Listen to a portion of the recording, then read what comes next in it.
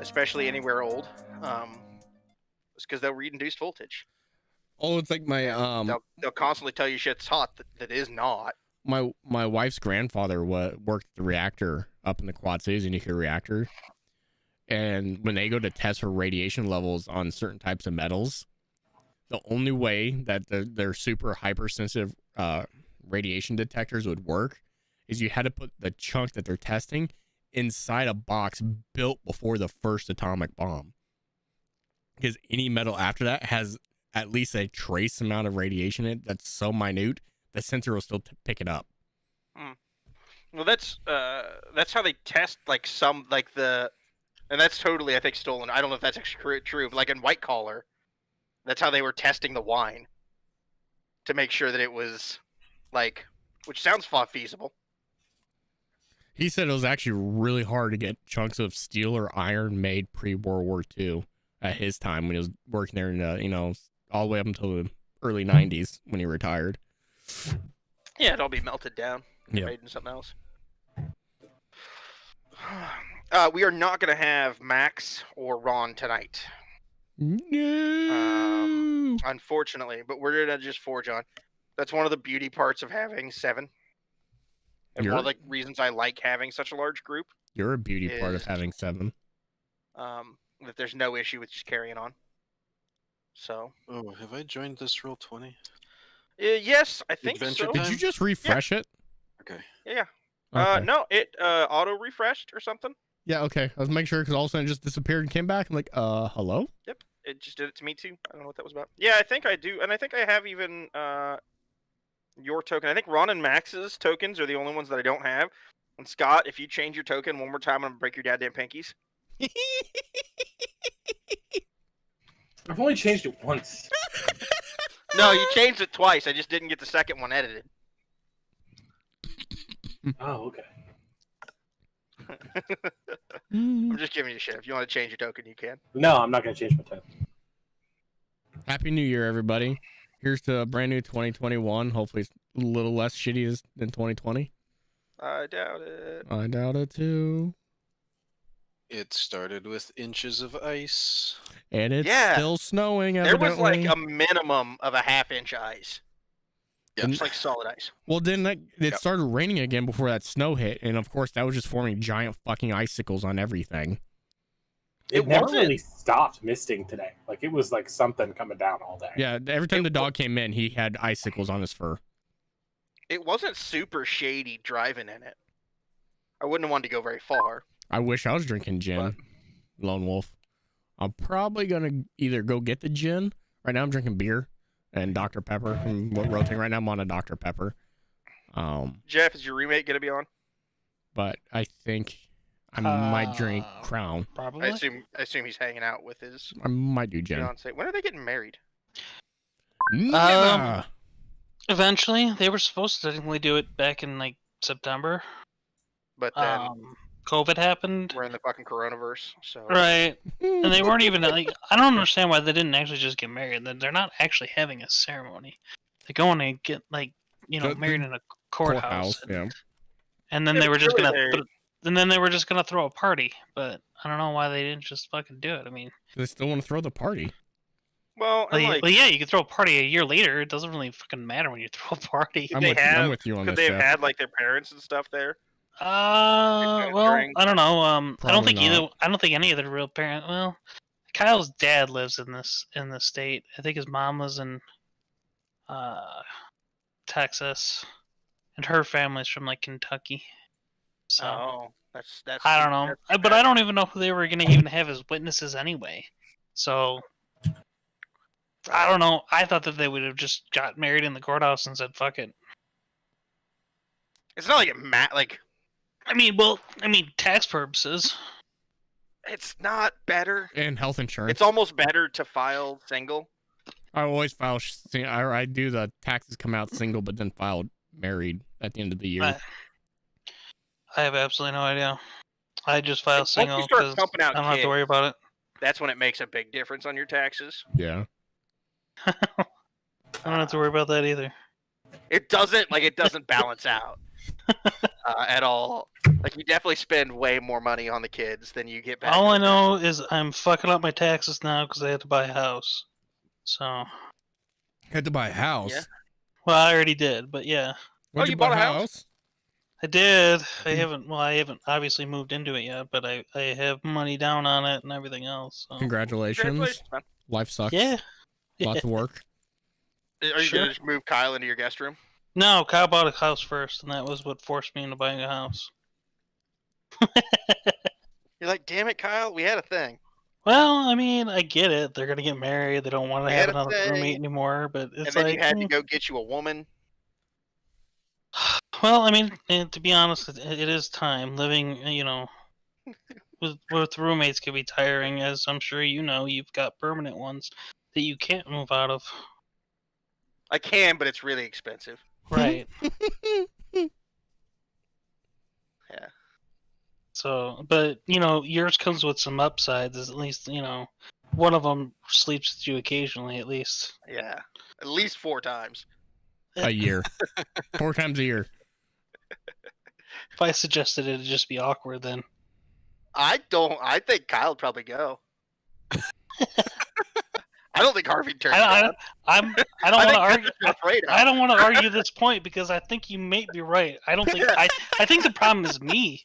Yeah, I think you don't even want to ask the question because you know the answer. No. You ever try playing gay chicken with him? No. You play gay chicken and 20 years later you're married and still fucking going. No, you don't win gay chicken because he doesn't swerve. It doesn't matter. No. It's not gay chicken. It's just you're going in for a kiss, and whether or not you're gonna do it. It's whether or not he wants it. Gay sex. Oh my god, what is wrong with this conversation? The gap is not that. The gap is not that wide for Kyle. So.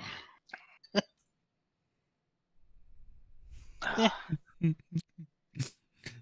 That's awesome, Kevin. I love there's that. Just some things you learn in life not to do. So yeah. Or don't put your finger in a light socket. Fire hot. Don't play gay chicken against Kyle. You lose. Well, or maybe everybody wins. Maybe you're looking at this the wrong way, Jeff. How does everybody win? I don't want to kiss Kyle. How's everybody doing? I don't want to kiss Kyle. I don't. He's got that beard and shit. Like, I don't want to be like, it's gonna be all rough and scratchy. Like, fuck that. Well, you gotta get him to condition the beard first. He's got a point. Appropriate beard grooming. Yep. I don't know. I just don't. I feel like I don't want to go in. I feel like I don't want my first time to be tainted like that. So like. That's. I can see that. I can see that. That first time you kiss a dude is special. Wait, what? Mike? Story time. Go. I've kissed a bunch of dudes. Did you like it? I mean, I didn't. It was ambivalent about it mostly. It's almost always been that like, I dare you to kiss this guy. I'm like, I don't fucking care. Sure. Because I also like, I'm pretty good at the gay chick himself.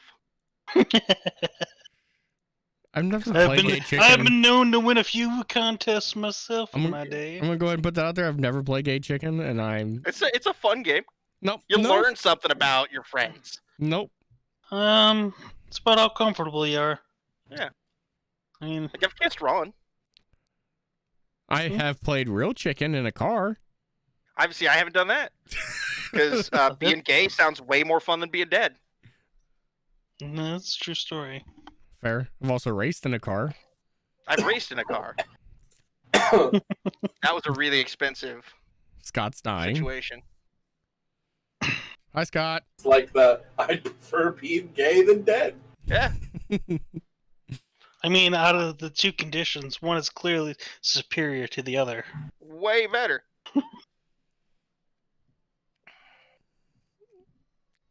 So. And there are lots of really happy gay guys. Like Elton John has just been rocking that shit forever. That's fair. You see very few happy dead guys.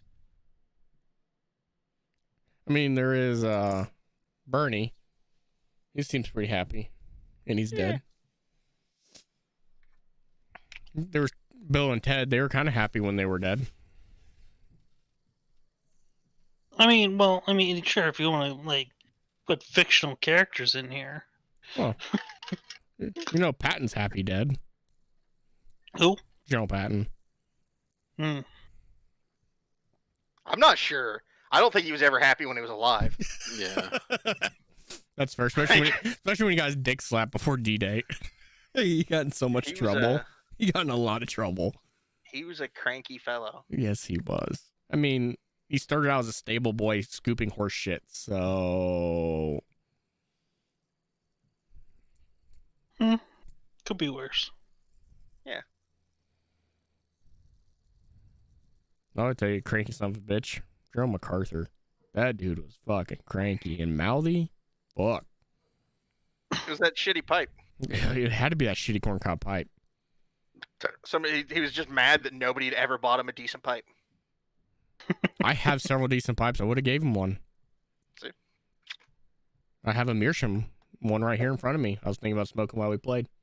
I tried smoking a pipe. I love a pipe. It's one of my favorite things on earth. And then I fucking hated it. Really? Yeah, I didn't like it. Wasn't my thing. Maybe I was a cigarette smoker though. I don't really like smoking, to be honest. Huh? No, I was a cigarette smoker, so it's a whole different thing. Like, it was just not related to smoking a cigarette. Cigars. I never really got into cigars. See, I was a cigar guy first.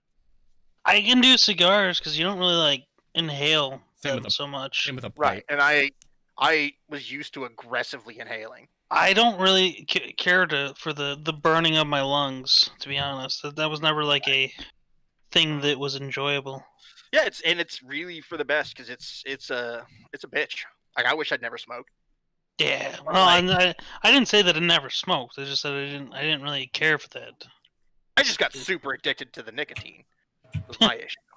No, like realistically, like nicotine leveled me out a ton, and like really, really tightened down the psychotic rage. Yep, same. My thing though. So I smoked when I was in Afghanistan, Camel Lights, but then in Iraq I didn't want to do that again, so I switched over to the Longleaf Chew, Levi Garrett. Oh, Levi Garrett was so fucking good.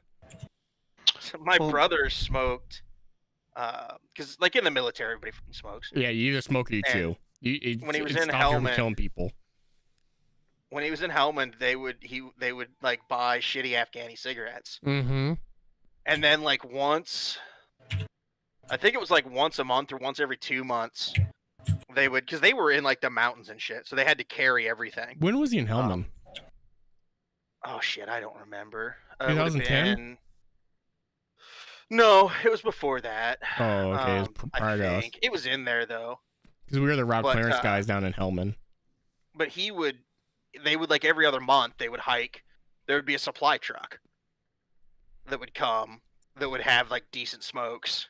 Oh yeah. And stuff, and they would hike to where the supply truck would be. See, what a lot of people end up doing is the last about month in country usually spend on base, like decompressing. Either in like for Helmand you went to Bastion / Leatherneck, or for Kandahar you went to Kandahar Airfield. And the British PXs at both those sold like Marlboros, Camels, whatever, entire cartons for $10 to $12. Whole cartons. I mean, the whole thing's plastered with stickers saying you're going to die if you smoke these. Like, I saw one and it cracked me up. And it was a sticker that said, you're going to die if you smoke these, and if you have children, you're going to kill all the children. Just, that's all it said. Like, what the fuck? Marines don't care, though. Like, my brother got into one firefight that at least he told me about. And he was just pissed that it didn't last longer. Yeah. Because Marines are fucking nuts. Mm-hmm. I would be super excited if you would stop shooting at me. No, we had this contractor. I felt so bad for him. So we were at this base called Ramrod, right between Helmand and Kandahar. We were a refueling point for all the helicopters. Yeah, named after Car Ramrod. Not fucking even shit here. So we're at Ramrod in the helicopter refuel there. Anyway, there's this one contractor that worked there, a U.S. expat contractor, that every time a rocket came in, it usually landed within 10 to 15 feet of him. He had yet to get hit with shrapnel. One of them was it was called a propaganda rocket. So it had like 4 or 5 times the amount of explosives in it just to make a bigger boom and bigger fireball. And it was fucking loud when it hit. And it destroyed so much shit. It landed right next to 2 massive generators. I think they were 330 watt generators. Just fucking big boys. And he's between both those generators when it hits. And it left about a 5-foot crater in the road where it hit. And both generators were destroyed. They were pissing fucking hydraulic oil and everything all over the place. And he's just standing there shivering when we get there. Not a scratch on him. It's like, except his drawers. Yeah. And that why I was there, that was the 4th rocket that hit within 10 feet of him. Yeah, Like, I think I just... Like, when he came in a defact, people got up and left. Like, nope. Right. So, Mike, I think if you want Kyle to be on sooner, we have to definitively tell what time you want to start. That's fine. I'm pretty sure he's on the assumption that we start at 9.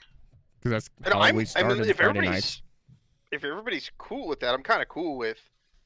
What time do we want to start? We originally started Friday nights at 9, but if we want to start at 8 or 8:30 or whatever, just let me know. I kind of changed my schedule around for the 9, but... Well, and I mean, like, I guess for me, like, Friday nights is not as big of a deal. I mean, I don't care. I'm just saying, like, if we want to get rid of this, like, hurry up and like we're on and we're just waiting for someone to show up, like, we need to say the time because 9's I think is the assumption. Right. Because last time I talked to him, it was like, oh shit, they're already on. Why? Okay. Well, and that because like a lot of times everybody is kind of trickling on. Still now, so. We can discuss that a little bit, like what time we actually want to start. Like, I would be good with starting like 8:30. I don't care. I just need to know what time. It's all the same to me. I'm not doing anything, and I don't have to do anything tomorrow, typically. So. Yeah, 8:30 or 9 is fine with me. Like, Earlier- I usually try to get on at 8 just to make sure that I'm ready, and then like I always just send out the message like, "Hey, I'm on." Not as a like everybody needs to get on thing so much as like a hey, if you want to hop on and bullshit, or if you like have questions or whatever, we can discuss them a little bit beforehand. Tonight I didn't have too much to prepare because Oh shit! Who nearly started? Oh yeah, I've been MacArthur doing nearly that. started World War III. Did with the Chinese. Yeah, the whole Yellow Alright. River. For a second there, I thought that meant He that you were like, I don't single-handedly have anything extended the prepared Korean tonight. War. I'm like, wait That a was all minute. MacArthur's fault. I don't have anything. You had month. Okay, well, by the way, we're gonna go on a trip to Fallon's Keep. I think is the goal. That's Who? Where? yeah. We're gonna go all the way down to the bottom right hand corner. All right, cool. Okay. We can do that. I was thinking more Brine Watch, but we can do Fountains Keep. Maybe we can build do a. No, I want to Our- go to the volcano that's out in the middle of nowhere. I'm just gonna hop. Oh wait, there's a volcano out in the middle of nowhere. Yeah, Yeah. we're going there. Where's the volcano at? all the way southeast. Under the compass. Under the. All the way southeast. Oh, I see it. The Ron's island. character's been there. Hell Is yeah! it the Isle of the Dinosaurs? Yeah, that's where the dinosaurs are. We are totally. Not tonight. We need an engineer Oh on no, the team. because like that'll take. Because like at that point, I will throw a bunch of random encounters at you to just slow you down enough that I can get NPCs figured out for the places in between those places. But see what we need. I mean, though- I was just completely joking. we need yeah. but no, seriously though, you got a point here, Jeff. We should put a bridge between Brine Watch and Fountains Keep, a toll bridge, and make money. It's a really long way. No, Wait, we're what? bridging it. Where? between Brine Watch and Fountains Keep, a 40.6 mile, about a 40-mile bridge. It's like 40 miles, probably. We can do it. Yeah, well, because that's a feat for like current day like civil engineers. I'm just saying though. Let's do this back in whatever the hell But this is. I'm saying he's saying this is 40 miles, right? That means this one, which is also 30 miles, still counts. The rivers are not to scale. The like bay is. The rivers are not to scale because like for the rivers with the scale of this, for the rivers to be to scale, It'd be a You little wouldn't tiny see blue them. you would line. be able to see them. Yeah. Right, which makes sense. I have been on a 40-mile bridge though. It was over swampland down in Louisiana. Well, that's just barely elevated land. I mean, that's just like whatever. Fucking terrible. I hate bridges. There's some stupid long ones going down into the Keys too. Yeah, there is. Isn't that the longest one in the world? I don't know about that. There's one called 7 Mile Bridge that I think is the longest one heading down that way. Yeah, so it's like 500 miles from Blackhaven to Shimmer Run. We can do that. Yeah, we can do that in a couple. At 24 miles a day. Couple days, 2 or 3 tops. 500 divided by Like 24. 4 if we're taking our Only leisurely like time. 20 days. 20 days. Psh, magic exists, right? It does. We have a ring of wish, right? I wish we were all down there. Nope. We'll just rent a boat out of Blackhaven, go down the river and come around on the bay. I don't think there's a way of getting around it. It's gonna take like fucking forever. It's gonna take a while. I mean, you guys can go anywhere. It's gonna take some time, and there are gonna be random encounters and things. All right, and then I think the first thing is we need to kill everybody in whatever bar we're in because they can't know my face. Oh, okay. That's gonna be. I'm just gonna. Everyone we see has to die. That's gonna be real problematic, Jeff. I'm just gonna make you a mask. Well, I'm just gonna. They The just bar need to you're die. in, Do you like? probably that's not gonna work well. My question is, how do you feel about makeup? Oh, probably wear it already. Okay, because I'm an expert at putting makeup on. I'm just, I'm just saying, like, if they see my face and they talk to me, it's like, well, they're just signing their death wish at that point. So it's like, They gotta die. happy. There are not very many characters that do have actual like character sheets and that are also adventurers, but there are some. Can you stay on after the game tonight, by the way, Jeff? Sure. Okay. I didn't want to catch you before we got to the end, just to ask you that, because I got some cyberpunk stuff I want to talk to you about. Bam! Sure. I finished my playthrough. Which ending did you go with? All along the watchtower. Oh, you used nomads. I went with the nomads. So did I. Was there some kind of way out of there? Did you do which lover did you pick, or did you not make a call? Obviously I went with Best Girl. Judy, my girl. I love Jude. I'm on my second playthrough and you can't not romance her. It's like, it's impossible not to. Well, I mean, it is. You just have to be a dude. Hey, Scott. That's true. After the intro song, I'm just gonna let you DJ. I don't know if Scott's there or not. Gonna be He's DJ added like DJC. He's added like 40 songs to this campaign. He's gonna be DJC, huh? That's right. That's right. DJG. Let's go. No, DJC. Did you see these nuts in your mouth? Ah, got him. these nuts. It'd be really hard to see what they were in my mouth. My eyes don't. That would be a weird way of playing gay chicken. Are you gonna put these nuts in your mouth or not? That's just winning, is what that is. I was gonna say I'm not sure I'm not sure where the chicken's at this point. Like there's clearly a winning and a losing side that like just by default. At least in my mind. I mean, it's just about your outlook, right? Like I don't know, if you close your eyes, can you tell? I don't know. What the fuck is wrong with us? I think I could tell though with my eyes closed. Hold on a second. They're shaved, all right? They don't have a beard. No beard. Oh, I thought you meant like if you had balls in your mouth, could you tell? Because I think Well, so. I was thinking the opposite side. Like, You're the I mean, opposite side. like if I'm putting my balls in somebody else's mouth, if I close my eyes, can I really tell? That's actually I think was a George Carlin bit. Actually, I think you're 100% correct. It At one probably point there, is. He was talking about people being offended by it. I don't remember if it was a Carlin bit. There was some comedian. He's like, you turn the lights off, you can't tell. Was Right. that a Ron White?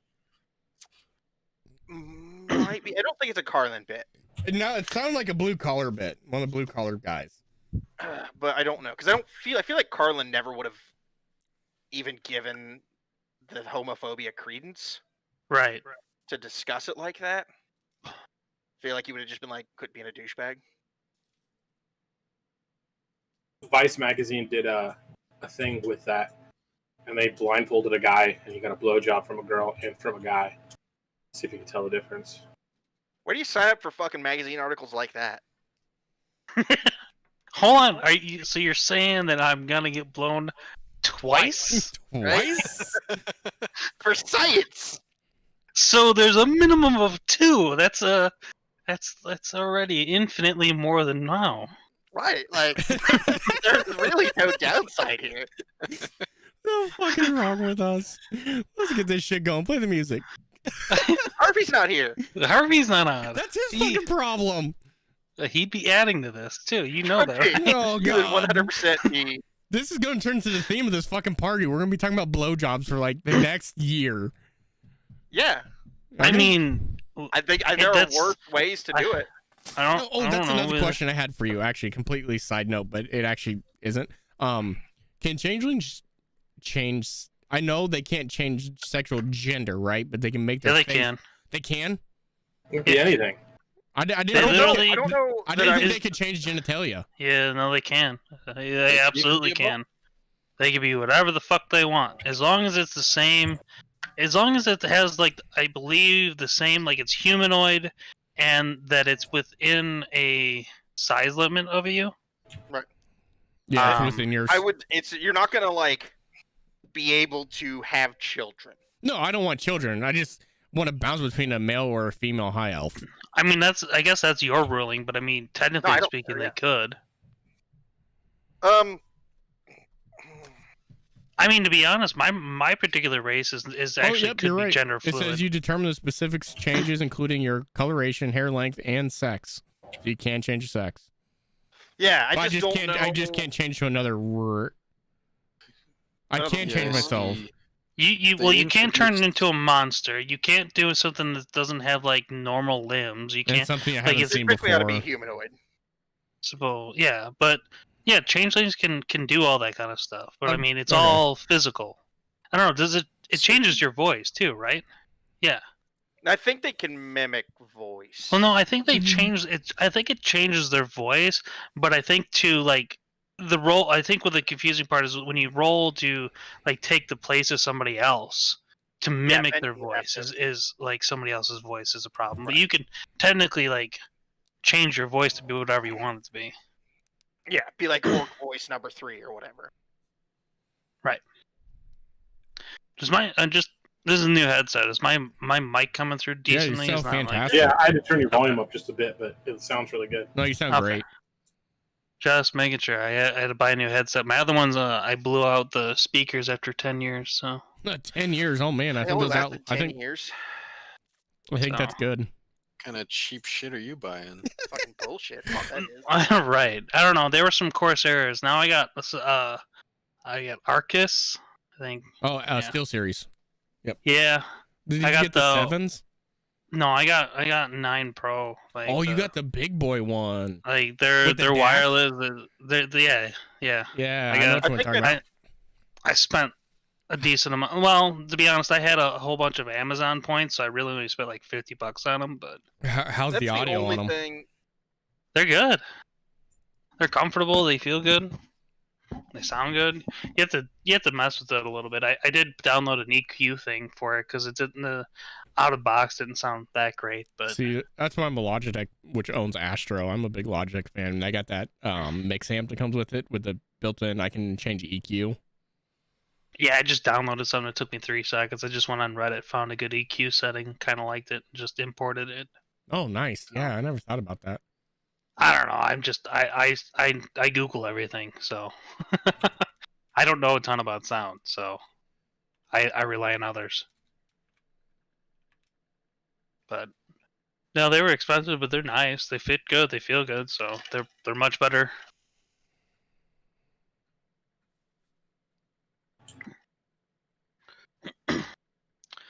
Suppose I could probably go yell at Kyle to see if he's ready. Yeah. Might as well.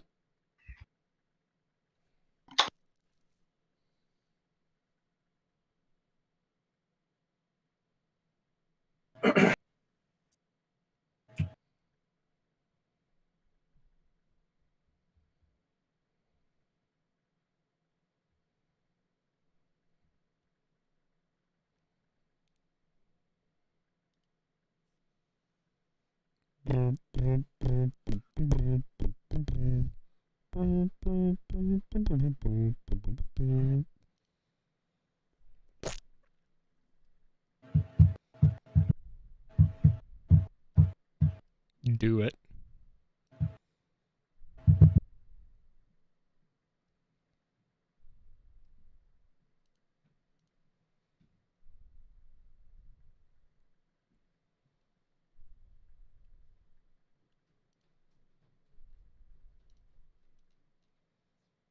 Hi, wife.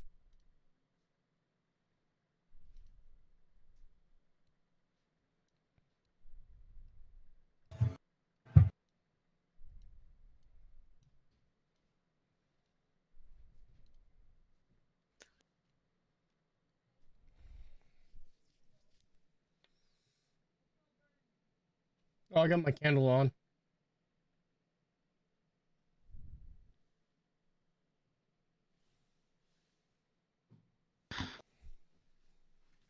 Yeah, I don't know what he's doing. Something down there.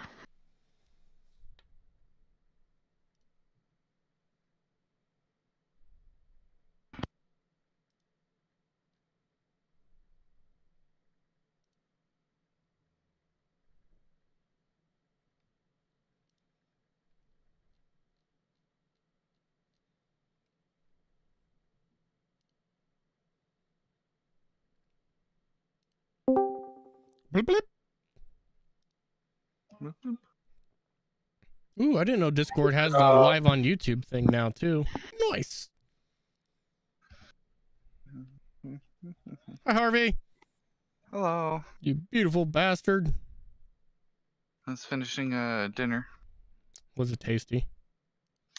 It was Jet's Pizza. I had someone down here that had Illuminati's and talked about how terrible it was, and I wanted to throw a punch him. It's a proper response. Okay, make sure I was within my right.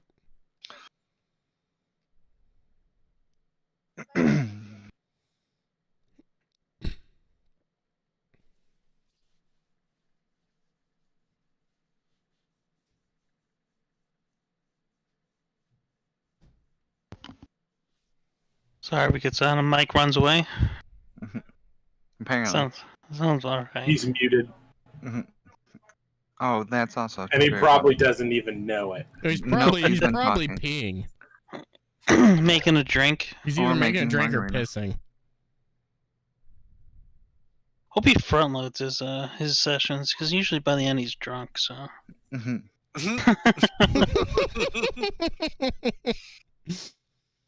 It's so true.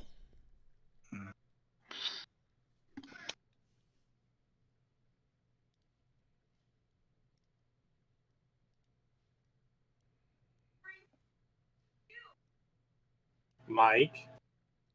Mike.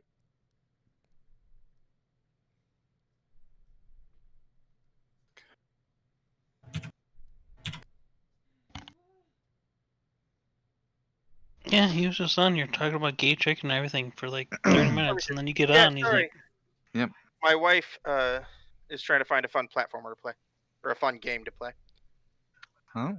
So I was assisting. So here you go. so, jump man, jump hero.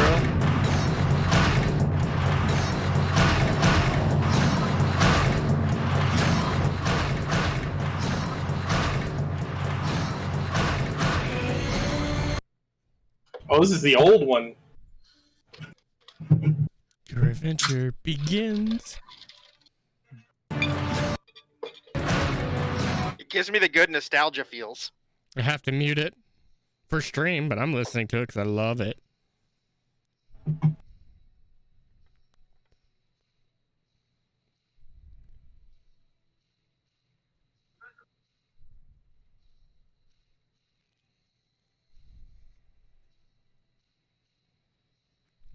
Wait, is this just the instrumental version? If it's the old one, then yeah. Oh, that's right, yeah. The old one didn't have lyrics. Derp. Yeah. Sorry. It's just the original. Because when I started listening to season 1, when I started listening to campaign 1, I was like, hey, I missed the old theme song. Mhm. I don't like it, so botted it. Botted it? Mhm. It done was when botted it. I done went and botted it. Okay, so you guys are woken in the morning with to a note on your door. I'm just assuming you all got rooms at Sparrow's Rest. Oh, I'm gonna sneeze. I did. And when you Oh, excuse me. awake this morning, you have a note on your door reminding you that brunch is today. Is there anything anybody wants to do I have not yet, Kevin. in the morning? I have not had a chance to listen to any podcasts yet.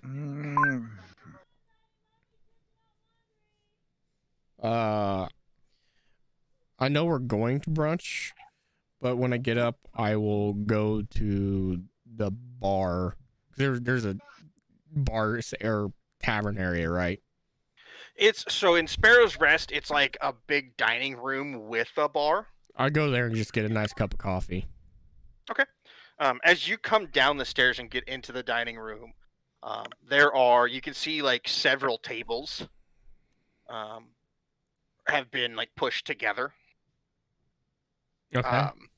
And Riley is sitting at one of the tables. I make my way over to her and ask her if a seat at her table's taken and see if she'd let me sit with her. No, please. These are for everyone. For everyone that's come to brunch. Thank you, ma'am. Please have a seat. Can I get up extra early? Yeah, whatever. Yeah, whatever you want to do. This is. I want to go kill a the brunch deer and bring it in for brunch. Okay. Give me a survival roll. Okay. Give me a deer finder roll.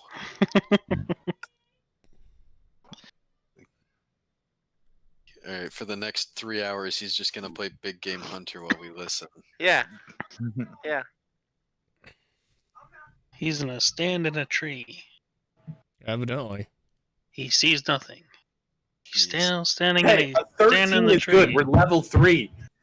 13 is good. A 13 is good. It could be better. You do like I'm not going for a monster buck here. I'm just looking for a deer. right. You do spot a deer.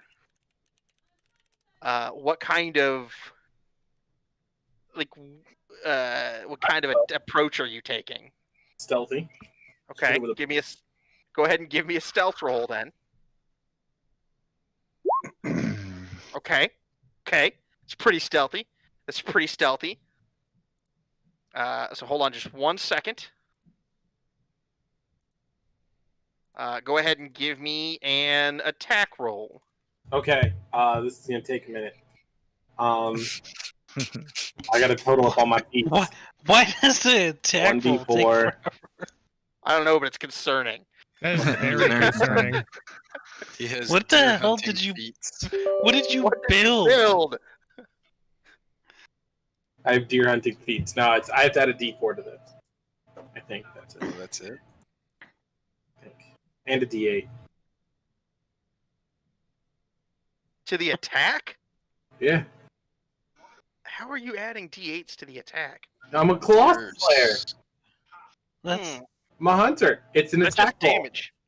But yeah, I'm gonna hit. I'm not worried about hitting. You're not gonna do Colossus Slayer because it's not hurt yet. Oh yeah, that's true. But I still get a D4 on the damage. I thought you were talking about the attack roll. I was like, that's absurd. he did. He said attack roll. That's why Yeah. I was like, Yeah, that's a I was like, you get to roll a D4 and a D8 extra. On your Like attack nobody roll. does that. That's absurd. I was like, Get what outta did you find? What did you do? All right, so like whatever you found, that's just gonna be everybody's class going forward. Hold on, I could do that. All right, cool. I'm gonna do that. We're throwing our characters out. Everybody's gonna be this new class. The 15 does hit, Scott. That's right. That's right. Yeah, it's a fucking deer. It's dead. Okay. And I'm gonna take it Roll back this. to the inn and say this is for breakfast. For Are breakfast. you gonna like skin it or Yeah. like field? Okay. Press it and cut its head Okay. off. All right. All right. So you get back to the inn, and come like walking in the front door.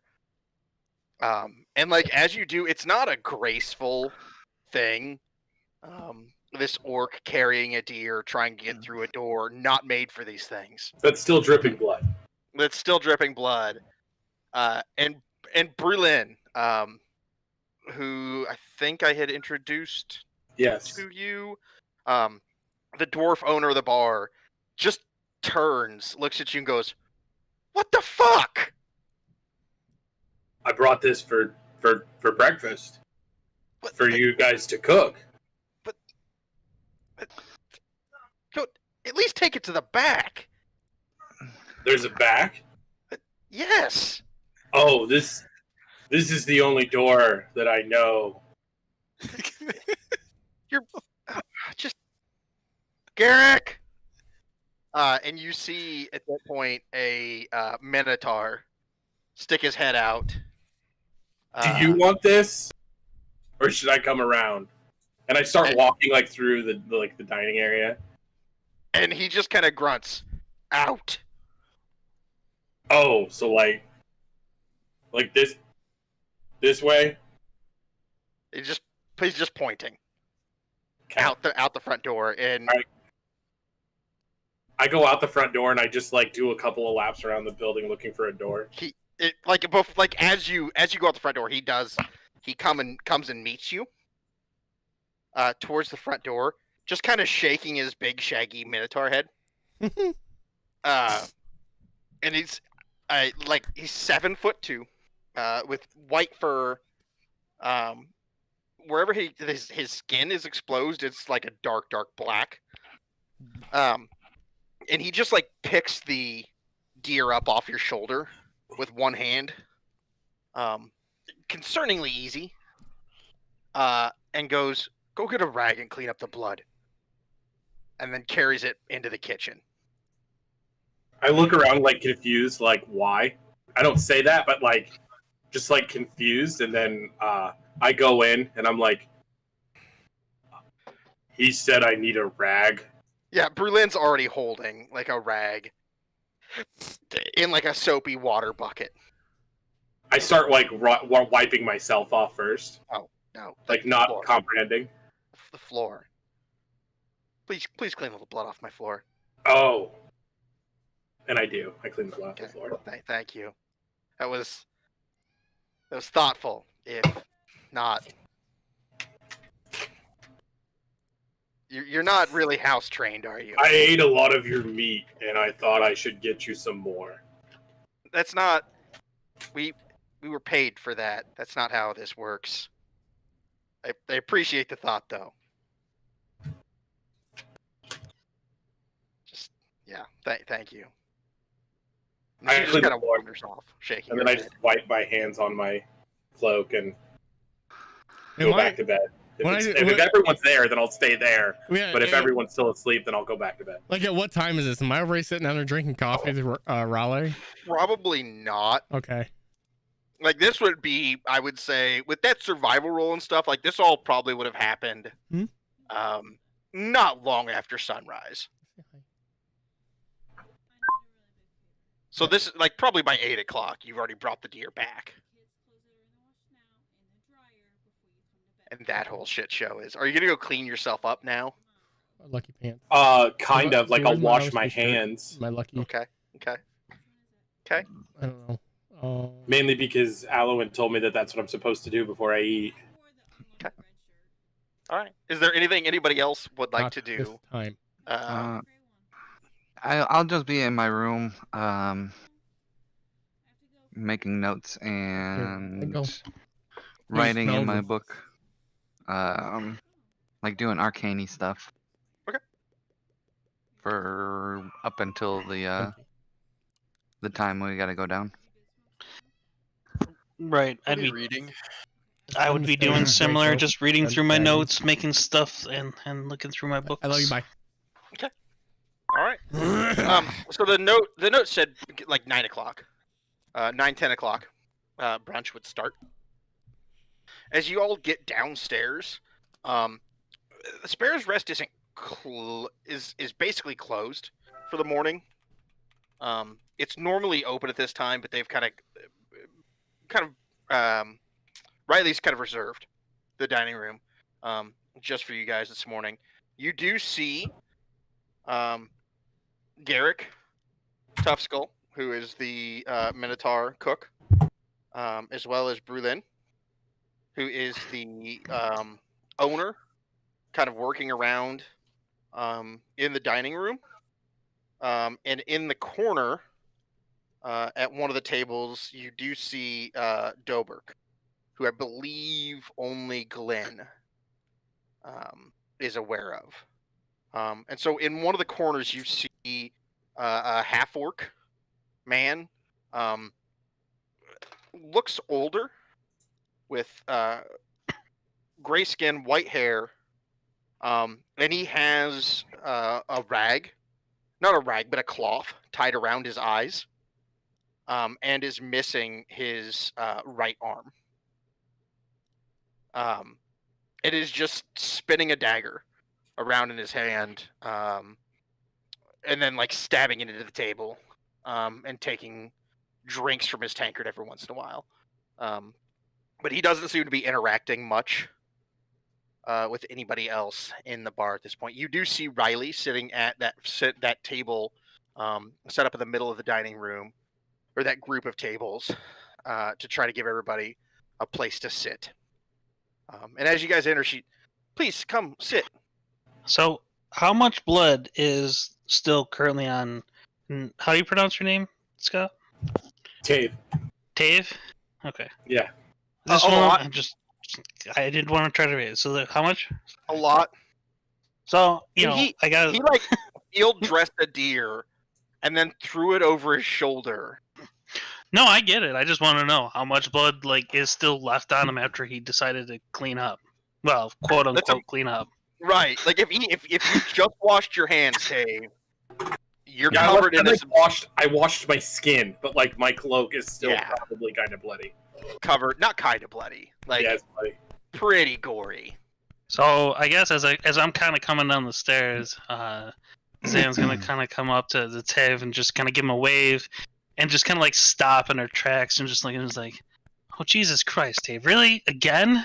And you can smell it Like, when you get up close to him. Like there's a really strong, like penny, like that coppery, like penny smell. I ate all their meat. So yeah, no, we paid for that though. Like, did they? Oh, all right. I mean, Claire. I know we paid for it, but they might need more. Right. You know when Al comes down here, he's gonna be mad, right? Like, I washed my hands. come with me. I Come hold on. up my let's- clean hands. No. Hey, all right. Do I see this all Yeah. going on? Yeah. No, it's yeah. Whatever. I'm- Dave, as I- come on. As I watch this, I am taking just amazing notes. I have this notepad I pull out as this all happens. I follow like the scolded child. Actually, hold on one second. I'm do I- taking all kinds Did I of notes. take it? No, I didn't. I didn't take it. I'm like, oh, come on. I know you have prestidigitation, right, Kyle? Yep. I'm like, so I'm gonna like All right, come on. Let's go see Al. So and then I take because like he just smells like blood. It's bad. So I'm just escorting him back up to where I know your room is. The good news is he did a really good job of field dressing it, so that he doesn't also smell like feces. Well, Yeah. cool. What? Hey, this time. Right.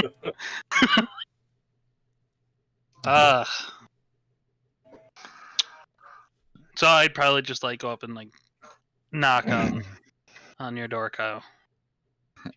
Like, and you just hear sighing from the other side. It just opens, and I'm still sitting at the desk with like 7 books open, and like Arcane's drawings all over the wall, and like sigils just floating in midair above my head. I'm just muttering to myself, just. I completely ignore all of that. I'm like, would I call you Al? I feel like I'd call you Al. If you want to.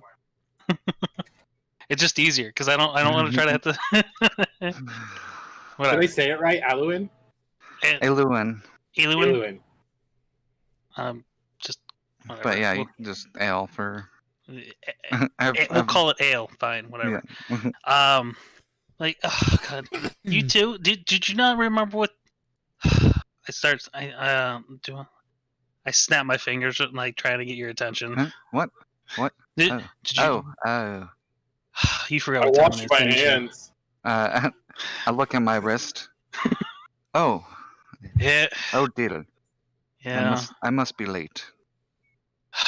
Oh, I'm so glad you came up. Well, I mean, while we're here, and I just kind of like gesture back to Tave, and I'm just like, and I finally look up and see this. My hands are spotless. Well, he's like showing his hands, like, but I washed my hands. You can't fault him for at least washing his skin. The rest of him, ugh. And like I wave my hand in a circle, and a small rune appears in the middle. It's only about like 6 inches, and then a larger circle just kind of encases him, and removes, and basically goes down his body and cleans him. I mean, he's getting better with at least his personal hygiene. His clothes need still work, but. Mm-hmm. All right. Well, I mean, it is brunch time, so I just like gesture around him, like I think we're having deer. And I'm like, pack your stuff. We'll go back downstairs. So I walk with Tave, and as we're on our way, is like, well, how big was it at least? Was it good? And we just discussed the hunt on the way down the stairs. It was bigger than you. I just stare up at him, and be like, really? Yes. That doesn't show much for your prowess, though. What? Is it a competition? I thought everything. Because I can go back and get another one. No, it's. Is it numbers? Should I have brought more? I'm sure what you brought is fine. Maybe you could always. It's a competition, but it's a daily one. The next time it has to be bigger. That's all. Oh, okay. And then we'll make it our way back down to the table. And I just want to clarify, I'm not stupid. I just have lived literally in a hut my entire life. Right. And if I treat you as stupid, just tell me. No, I was telling them. I was telling everybody else. I'm trying not to. I can read. I just don't understand. I just don't understand society very well. Your hygiene. Right. So I make meticulous notes of what happened. I'm even at this point doing a pencil drawing of all the people that were there in this incident that took place. Were you sitting at the table? Yep, I was sitting across from Raleigh drinking coffee. As we come down the stairs, I'm rubbing a bar of soap on myself dry. Like on my armpits and stuff. Just to like try to smell slightly better. Yeah. It would have removed all of your smell. Yeah. Well. Well, now I want to smell good. So. Oh, okay. Yeah, but we don't have the great good soap smelling yet. soap right now. You don't have the good That's soap true. yet. It's still soap. It's better than. It's a neutral soap. It didn't half work. Yeah. Yeah, I'm not half orc. I'm a full orc. I'm a Full bitch. orc. Sorry, my bad.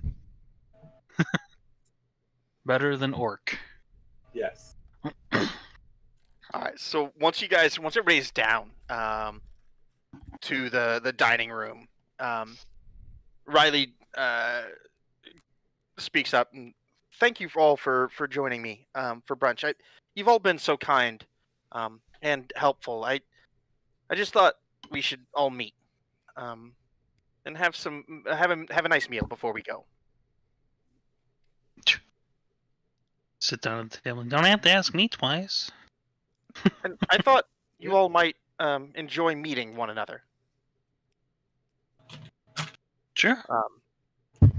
And so, if you would like to describe yourselves, I'm assuming, is there anybody that is not at the table at this point? I'd probably be walking in about this time. Okay. With a book in hand and a book floating in front of me. So if you just want to do if you want to do physical descriptions, if you don't, we can just kind of carry on. I mean, I guess so. I don't really care. So my character is Xansia. She's green. She's tiny. She's only about 3'8" or something like that right now. She's got blue hair or whatever, and generally just has a chipper attitude. And she would be an unfamiliar race. Right. Oh, I For guess I most should say that. I don't. Are there any others? I would imagine probably not. What are you? A Verdin. No. Okay. They're literally there's none. I played one last campaign. Yeah. I have no idea. This character wouldn't.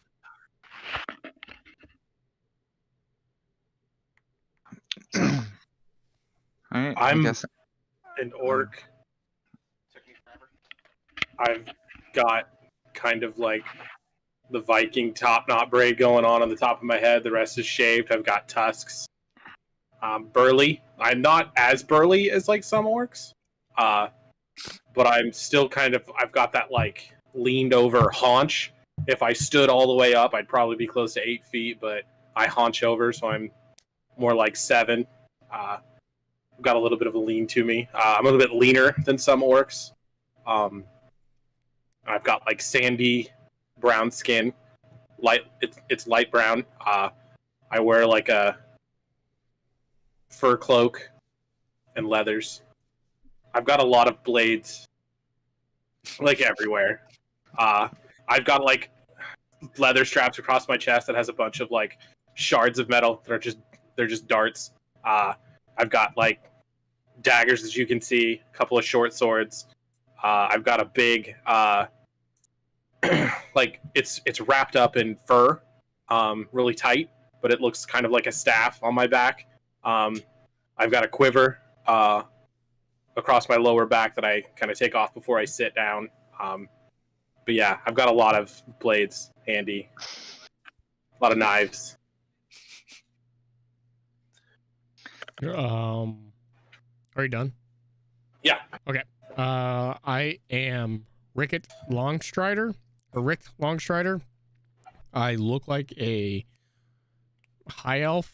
I am about 5'10", black raven hair, bright sky blue eyes with sun-kissed skin. You will find out pretty quickly that I'm actually not a high elf. I'm a changeling, and I'm a bard. But as a bard, I am not a typical musician bard, but I'm more of a storyteller bard. I am an actor, but I also like to write my own stories. They'll hopefully play out as a big epic on the main stage. So whenever I see an event like what happened this morning with you guys take place, I do my best to write it down so I can write a story about it in an epic. That's me. I am Ricky Quinton. You see a generally average-sized for a human woman walk up wearing what do I have? Chainmail. But like underneath a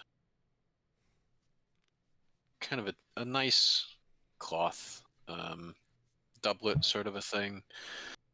And the only real indication that maybe not a human is like more platinum than platinum blonde hair, and vaguely purple irises.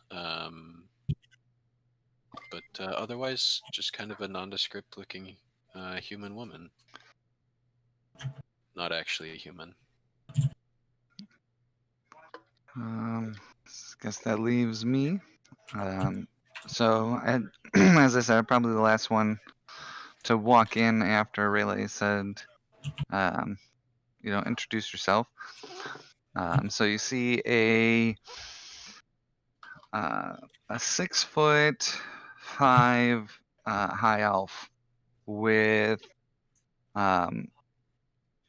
like platinum, like metallic platinum colored hair tied up in several braids to the back of his head that go past his shoulder.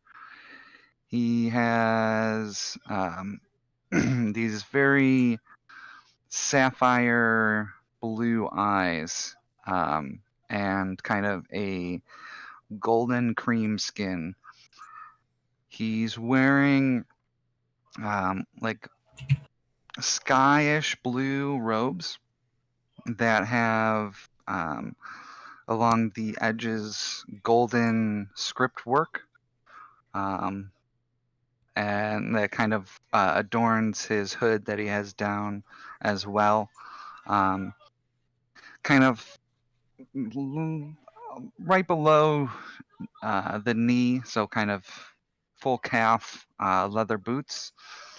And then, as I said, he's carrying a book, so his sleeve kind of has come down on his left hand, and you see this gold wrapping of chain, and I'm sure some of you could see on one side a glint of a diamond, and on the other the sheen of a pearl.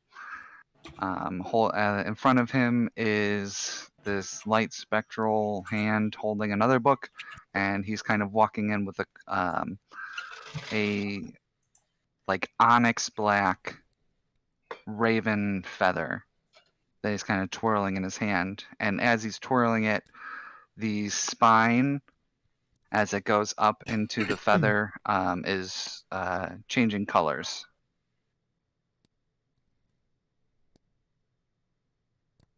All right. Is that everybody? I believe. I think that's everybody on the call right now. Okay. Now, just as a quick note, because I don't want to. Frankly, I'm just lazy and don't want to think of another reason for Ron and Max to join this group. They're here. Right, yo. Boom. Yeah, so they're here. I don't know what the other characters are, but like, I'm just gonna poopy butthole, man. I'm not. I'm not gonna figure out a way. Are we on a map on the inside of Sparrow's Rest? I don't have a map. Okay, I'll make sure I wasn't seeing something wrong. No. You guys should just be on City. the Blackhaven city map. Yep. Yeah, I don't know. I may occasionally create maps for interiors of things, but I'm gonna focus on other stuff probably. No, for the that's most fine. part. I just making sure I didn't see something wrong. Actually, I kind of screwed up my description. I forgot the one thing on my description. Sorry, Mike. My character looks like Loki from Ragnarok when he's wearing that black suit, tall, skinny, long black hair, slick back, real slick and like kind of like spy looking, but has a voice of like David Attenborough when he's narrating Planet Earth.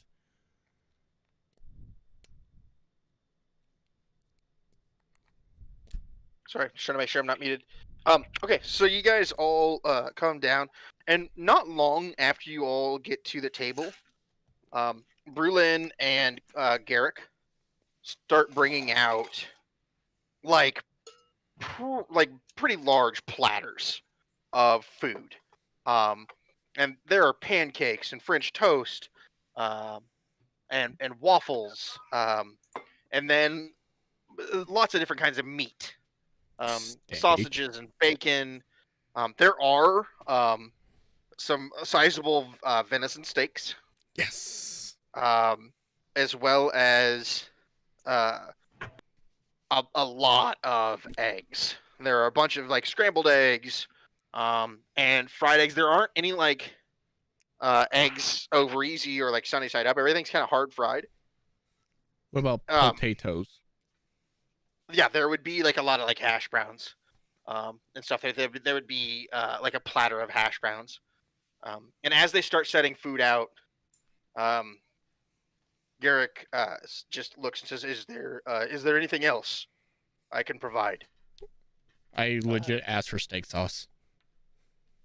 You mean blood? Okay. I had some of that, but Yes. it got cleaned off. Yes. That's probably for that. I do not have Just shake my head. sauce. It is seasoned. It is seasoned, though. Okay, I appreciate that. No problem. Thank you. I just wanted to test. I just very meticulously start taking my steak, putting it on top of the hash browns with a fried egg on top of the steak. And you see him kind of like scratching his chin. He's now thinking about making steak sauce. And like what that would be like. I'm grabbing like handfuls of food. Yeah. Like, And there you can see like, so there's the a lot of your deer is here. He didn't have time to like roast the whole deer, but he has cut up quite a few venison steaks and then like the loin of the venison. Oh, the back I'm just putting all kinds of meat, and like I'm smelling the sausage and then taking bites of it, and then like taking more, and then like I look at Zan and I'm like, "What's the yellow stuff?" Hey, are you actually pointing to the eggs? Yeah. Just look over. I'm like, they're eggs. Let's see. What happened to them? Well, the eggs were broken open and then the insides were cooked. Cook eggs too? I just sigh, like I catch a sigh as I'm about to, like, yeah, I mean we cook everything. I mean, typically, most people require food to actually be cooked, or they may fall ill. There's a thing about that in normal society, so that's why most things are warm and hot and slightly changed in taste. I like that part of it. Right. Well, That's it being warm is good. Normally you have to eat it like right when you kill it for it to be warm. I like that it's still warm. Just she almost gags a little bit in her mouth, and then she's like, "That's right." But but we're not in the wild right now, so like. Can you help me get eggs on? And I hold up a plate on this. I don't want to grab it with my hand. Is there not a scoop? Because that's rude. Very good. So the problem is she's really short, so she's gotta like stand up on the chair. I mean, I offer to help him. If I hear this going on, I'm assuming he's sitting right next to me, though, right? Yeah. Oh, okay. There is so like there are tables built for the shorter folks, but because like they've pushed all these tables together, if you stand on the chair, it's about right. Right. So, That's this is hilarious. we've got like a normal table, and most of the people are normal, and then there's like the smallest person and the largest person sitting right next to each other, and it's like exact opposites. He can barely see over the edge, and I'm like crunched down. Yeah. Right. And the best part is like there are tables that would fit Xanthia perfectly. She doesn't. And then there are also tables that would fit Tave perfectly. because there are tables built to fit Garrick. Right. Well, I mean, just what it is. So she stands up in her chair, and so I'm assuming you said there's various types of eggs out there, or so all that's really out there right now is just like hard fried and scrambled. Basically, what you could make for like a buffet. Okay. Well. But if you want the eggs cooked a certain way, that's kind of what Garrick was asking. No, I personally I don't care. I would just take the utensils and properly serve him on his plate. And said, why don't you start with this and see how you like it? I just pour whatever he puts on my plate in my mouth. It's like an egg. Everything is cooked really well. This just. But you're not getting a lot of flavor. I'll just stick to the meat. I think the way you're eating, really. Yeah. For the most part, it's just you're just getting protein in there. Yeah. Yeah. Yum protein. And if anyone else is hungry, you better start eating, because I will eat all of the meat. I mean, I take a properly portioned plate for someone my size.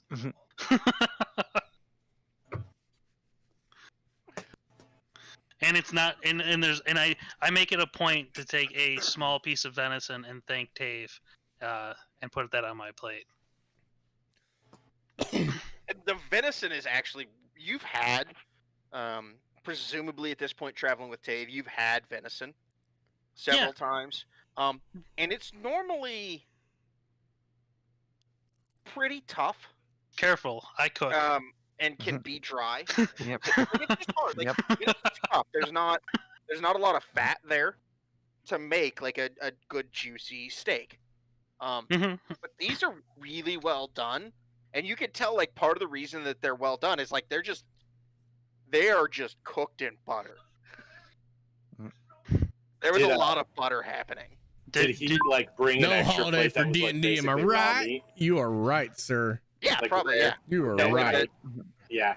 Yeah. So, when you're right, so you're would right. I have noticed that it was cooked liberally in butter? Yeah, probably. So I looked at Tave and I go, so did the venison? Did you like it better or worse? Always right. You can usually be right. Well, it didn't have as much like flavor because the blood was gone, but it had a different flavor. I mean, I would have cooked probably something for you previously, so it wouldn't have been just all bloodied and shit. D&D Dynamite. I don't know. This cooking thing is pretty new to me. Okay. It's all pretty good. Okay. I'm just now imagining Scott's character as like a friendly golem.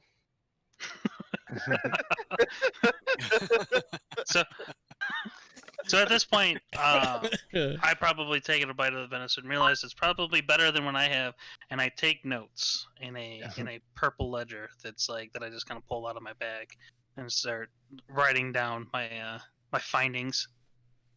Yeah, Garrick is you can tell like Garrick is just passionate about cooking and trying, and like some of the like seasoning combinations and things that you taste on some of this different stuff is like the sausage especially, it's really different from any kind of sausage you've had before, but it's really good.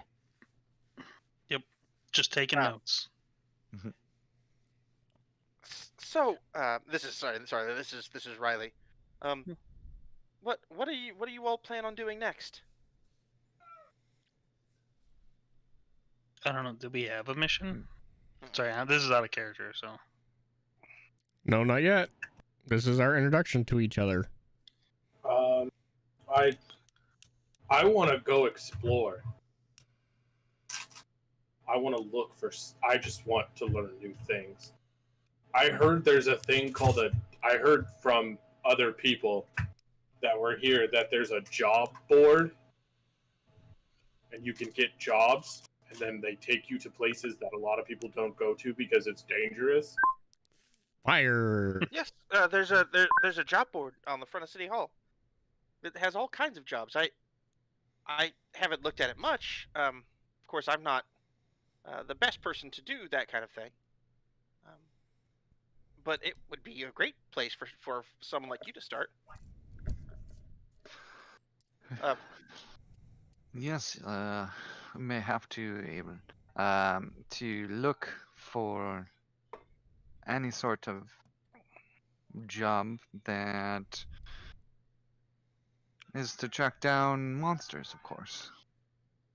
'Cause it's usually what we're pretty good at. And, of course, research.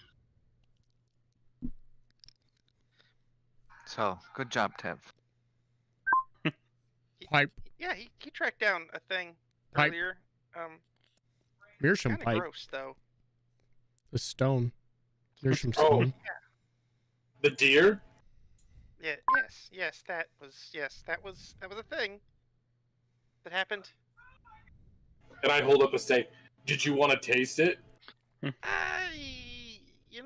I think I'm okay. Okay. And And you like as you look like Riley has no meat on her plate this morning, And then I eat the steak that I had offered. and she looks a little put off of meat potentially for a while. She's weak. She is. She's a weak little 19-year-old halfling girl. So Not wanting to interrupt the conversation, I'm gonna look over at Aluin, and in your mind you hear, "Could you pass the potatoes?" This is Ricky. A kind of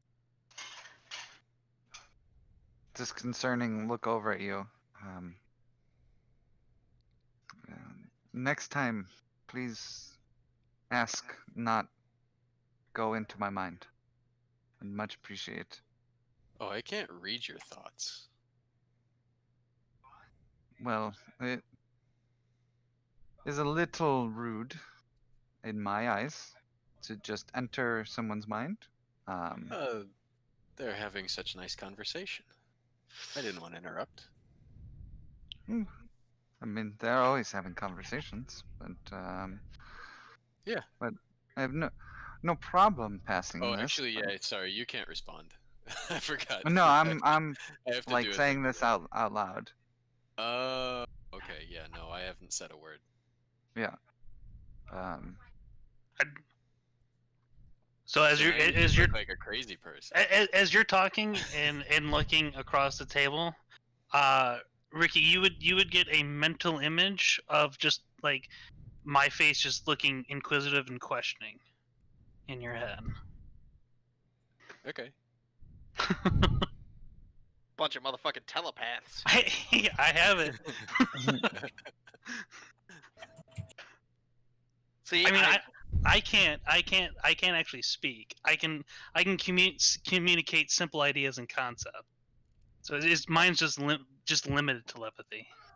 I'll just shoot you a happy hello. Just an excited wave comes back. Yay! I made a friend. I just look over now. And that's cool.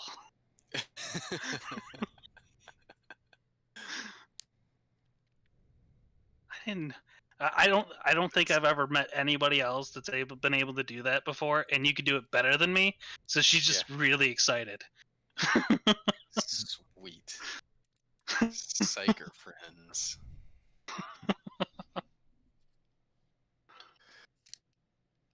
Just looking up at Ale, I'm like, did you know that other people could do that? That's so cool.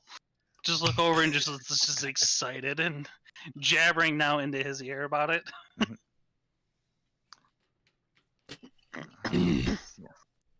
And-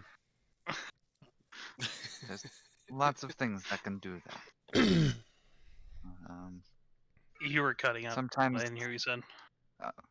Can you hear me now? Yeah. Like, yes. There's lots of things that can do that. Sometimes, not always for the better. Some creatures can even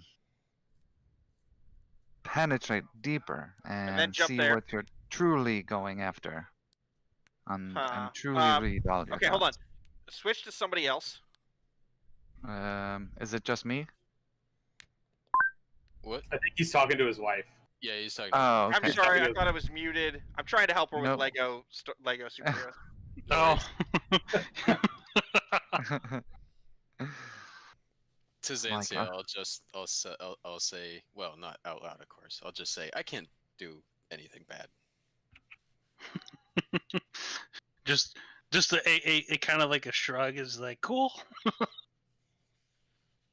It's still she's just still excited. Just clearly like there's like a smile plastered on her face, and then now she's just taken to like writing notes in her notebook. Okay. I'll focus for a moment and then say, oh, actually, you can just talk to me back now, and you can respond to me telepathically. Oh snap! You hear a flood of just like nonsensical noise, like of someone just like all their thoughts and words coming at you at a rapid pace, just of excitement. You may have made a mistake. I mean, I can turn it off. It's just like questions of like, how long can you do it? Is everybody can do this like this? Like, how far can it go? What can you do? Who can you talk to? Do you have to know their language? Just a stream of consciousness of questions about it. I don't know how much in game I would actually know about it. The So specifics. what are you? I'm a Kalashtar. Okay, I would have to look into it. You're looking at Mind Link as the ability, and like it has specifics for all of the things that he just asked, but I absolutely have no idea. Like that would kind of be that would be totally up to you with just how much you've experimented with it. Used it. Yeah. And played with it. If you want, like, I'll leave that completely up to you. If you want it to be kind of a mystery, then I think as kids, Kalashtar would just be doing this shit all the time, right? Right, it would be like masturbating. I mean, you're gonna learn this stuff.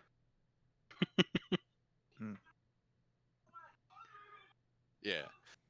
I mean, we can talk about that later. It's no big deal. So I would be fine with you knowing how it works. Yeah. Like I think at this point, I would know like relatively distance and how long it lasts and stuff like that, just because of playing around with it before. Yeah, that makes sense. Right. So I don't have any issue with that. I mean, yeah. So. Yeah. If you're answering me back, whatever you answer back with just gets immediately written down into the book. Yeah, it's close range. I have to be able to see the target, and it lasts for an hour. So the ability to talk back lasts for an hour. I can talk to anybody that I want. All right. At will. But you can't talk back unless I let you. Well, right stick down. Yeah. It's a real power move, actually. Right. I like I said, I can only. And I just started telling you about mine. It's like, oh, that's so cool. I can only do like simple things. I can only like simple concepts like I'm happy, sad, mad, all that kind of stuff. But then you got to be kind of close too. But it works like with anybody. I don't need to know what the hell that just because it's concepts. You don't have to really know anything. So it's cool. Yeah, that's true. That's true. It surpasses language, right? Well, they have to speak a language at least, so it's like you can't. I mean, I can't talk with a retard toad or something like that. But hey. Don't they have a language? I don't know. I've never tried. Wait, there's like toad people? I bet toads have a language, right? Their croaks and stuff mean something. Are you actually talking about like literal like animal toads or? Yeah. I'm like, no. It needs to be a formal language. It needs to be something that somebody could actually speak and reproduce. But yeah, Oh. I can't speak to animals. I can speak to the Fae. You ever speak to the Fae? Are you having this whole conversation telepathy? Yes. Okay. Nobody else can hear what's going on. Nope. We're just Like kind of like, but the look on my face is like it's clear that I'm staring her down. Like I'm just eating. I'm not used to it, so I'm just like staring and just like. I don't know if those potatoes ever showed up, but I'm just kind of chewing on whatever is on the plate. Sorry, I don't mean to take over. This is just it was. We can go on because this is all just science stuff. So I would actually like probably during a lull look at Richt and in perfect Elvish. So how long have you been away from home? What race are you? High Elf. Oh. So I respond in fluent Elvish. I never knew a home. I was raised in an orphanage right here in Blackhaven. But you're an elf. But that's a little secret. And as you look at me, my face changes to human and back to Elvish. What is this magic? You're not elf? I'm not elf. I'm a changeling. I don't know who my parents were. The last thing I remember, the first thing I remember as a kid is the orphanage and me having this ability.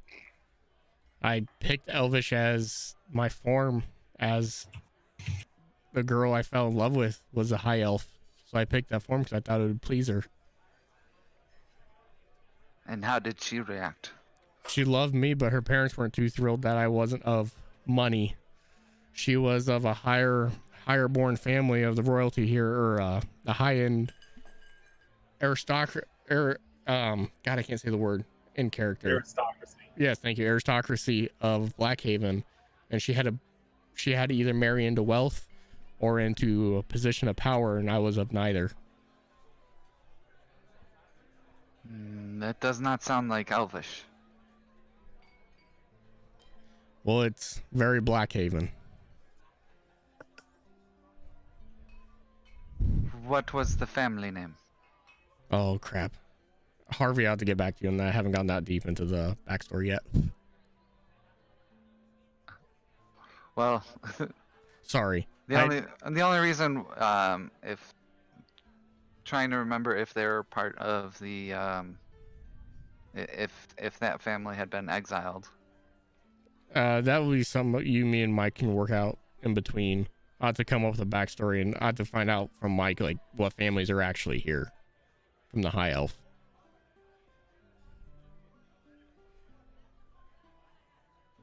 I'm sorry, I was doing Lego Marvel. What did I miss? Harvey's asking me about what family, the High Elf family, or the high aristocracy, the High Elf family that was here in town in Blackhaven, from the girl I fell in love with. Gotcha. What their family name was, and I haven't really came up with that name yet. Well, I was just seeing if they were exiled. I would say not exiled, but a family that, because there are high elves outside of Lillinor. They're not super common, but there are families that, like, for whatever reason, have left. They are looked down upon because, for the most part, they've left because of greed. Yeah. Given the fact that, like, Lillinor doesn't really provide for that, like, opportunity of self-enrichment from a monetary standpoint. So they're not banished or exiled, but they've chosen to leave any families really that are outside of Lillinor. and have established themselves outside of Lilnor, but like most of the elves of Lilnor would kind of look down on them. Yeah. Okay, that's what I was thinking. So Okay. yeah, I just my face kind of huge look of disgust across my face. Like those aren't true elves. Well, I wouldn't know. And- Like I said, I was raised in an orphanage and joined an acting troupe here, and the whole reason I am the way I am is for acting. I made a great actor because I could be any character at any time they needed. Male, female, adult, child.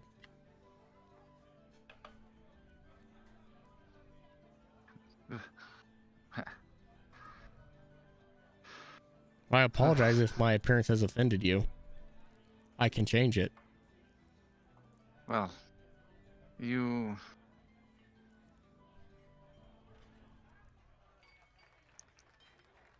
You look at me and I look I wrong. legit have a look on my face of remorse and regret that I have offended you in some way. I knew no better.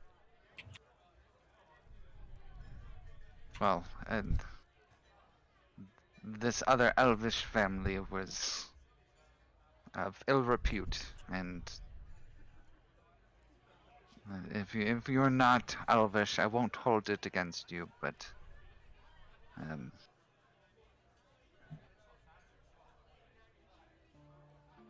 and like it, I slightly soften, but like just the like every time I say of the other elvish family, that's when the like real disdain comes back.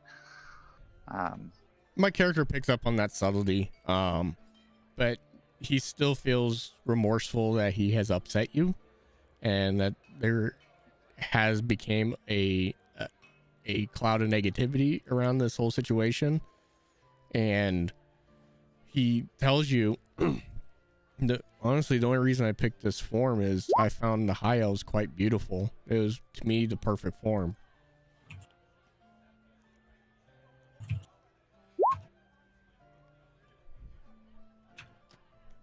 But Well, I apologize at this again. point, I'll drop the elvish and just like, well. But I have I hear you drop elvish and I switch back to common, but I speak many languages. I get around this whole area of Ultrana. I switched to Draconic, started speaking Draconic, then I switched to Dwarvish, then Giant, then Gnomish, then Halfling, then Orc. Well, your elvish still needs work. It's pretty fluent.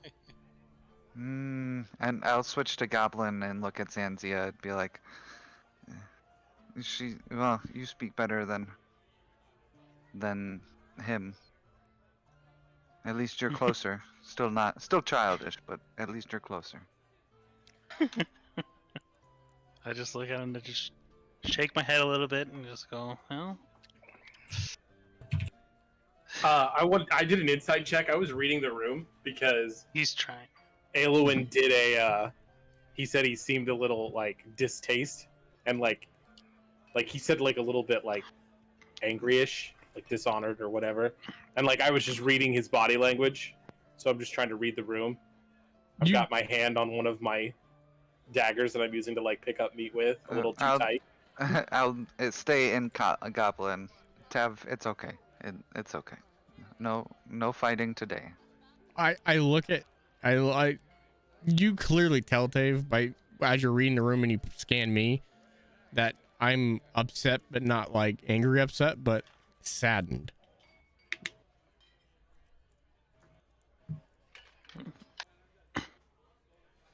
I'm just kind of like looking around at this point because I was not paying attention at all. After that conversation, like I was only about halfway through my plate. I kind of gently pushed my plate away. I'm done eating. I've lost my appetite. At this point, I haven't stopped eating since the food came up. My food's barely even touched at this point. I got distracted immediately. Shiny. I took the rest of your steak when you weren't looking. That's okay. You probably left like the pancakes and syrup and other stuff that you wouldn't have cared for. No, I don't know what that is. There is plenty of food. Like, yeah, and there is like the syrup is that really good. Like, it's not the bullshit syrup. It's like it's legit like fresh from fucking a tree. blood syrup. Is it in a pitcher? Is it like in a pitcher? Yeah. Okay, No. I pick it up and I just start drinking it because I think it's like ale. As Because soon I as see you, the color. if you're reaching for it and you put oh. your hand out it, I would immediately like reach out and grab your arm. It's Just like if you No. get it given into you, it's like the sweetest. Isn't this is ale? it. It's And just look at him. ale. It's like no, Tave, it's not. Tave, it's not. So- It's not ale. While that goes on, Rick excuses smell himself it. from the table and usually goes to the restroom or goes out to the And then I outhouses. shove a whole finger in it, and I'm just shocked that it sticks to my finger. I just sit there with my mouth is just like hung open now. It's like you've ruined her sweets for the morning, and now she's not happy with you. My hand's clean. I'm clean. I put it back, and then I'm like sniffing my finger, like. I'm mad, and I just look over to Al, and I'm like, just point at him. He's like, and I just turn back to my food and just put my head down for a second.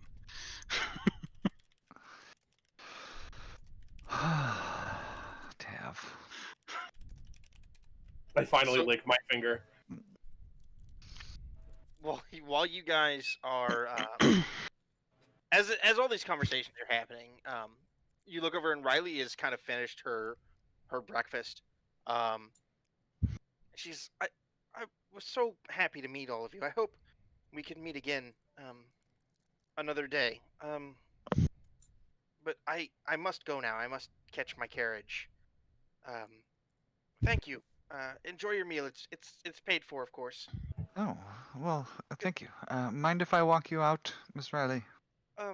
No, it's okay. You stay and visit. I've got to do a couple things, and then I'll take myself. But thank you. Okay. And I'm like, she I'll stand in like a slight head bow. she nods, and then climbs down from her chair, and picks up her bag. It's a I pretty hand her large- her bag for her so she doesn't have to pick it up if I'm back already from the restroom. Yeah. But I stand like after Alwyn, like not realizing that I should, and I still got like my finger in my mouth and I'm sucking on it. She just kind of smiles. And her bag it's not super heavy, but it's pretty big for a little halfling. I get but down to she's- her level and I reach to shake her hand and say thank you for what you're doing. No, thank you. I hope that you all will be able to read the book and truly enjoy it. Thank you. Oh, and Again, I hope to see you all again. But farewell for now. And she heads out the front door. On her way out, she just gets sent a message of just a telepathic hug, and a feeling that next time I see her, I want that. So And you kind of see like her shoulders do that kind of like that like air hug thing. right. Like the shoulders kind of lift. And she exits the door, and the door closes behind her. About a minute after she exits the door, probably not that long, like 30 seconds after she exits the door, you guys hear a blood-curdling scream, From that same way. and it sounds like Riley I haul ass.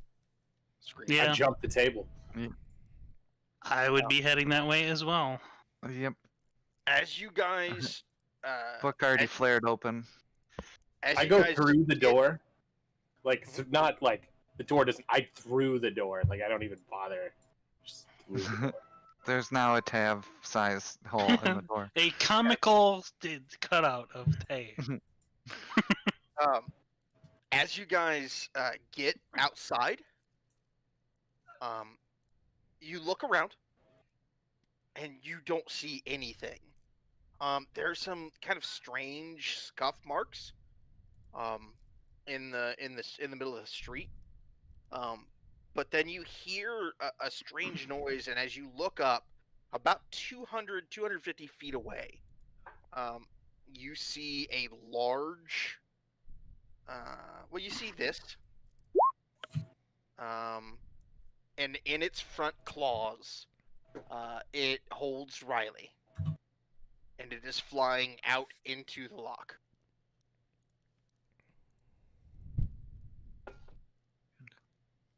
Like over the water? Yes. And he said it was 250 away? Yeah. And flying fast. I'm already running. Yep. I'm right behind Dave. I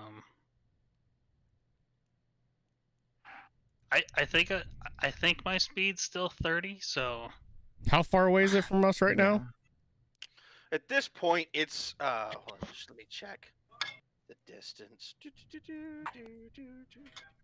So as you come out, it is about there. And then every 6 seconds, it's putting another 160 feet. So we're not going to be able to catch it no matter what we do here.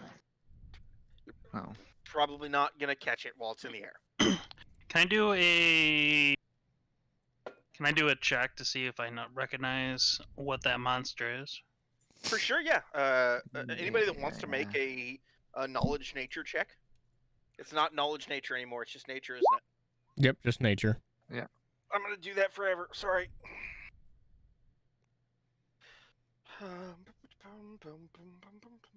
Yeah. You know the things. All of you know the things. It's a griffin. You can just look up griffins.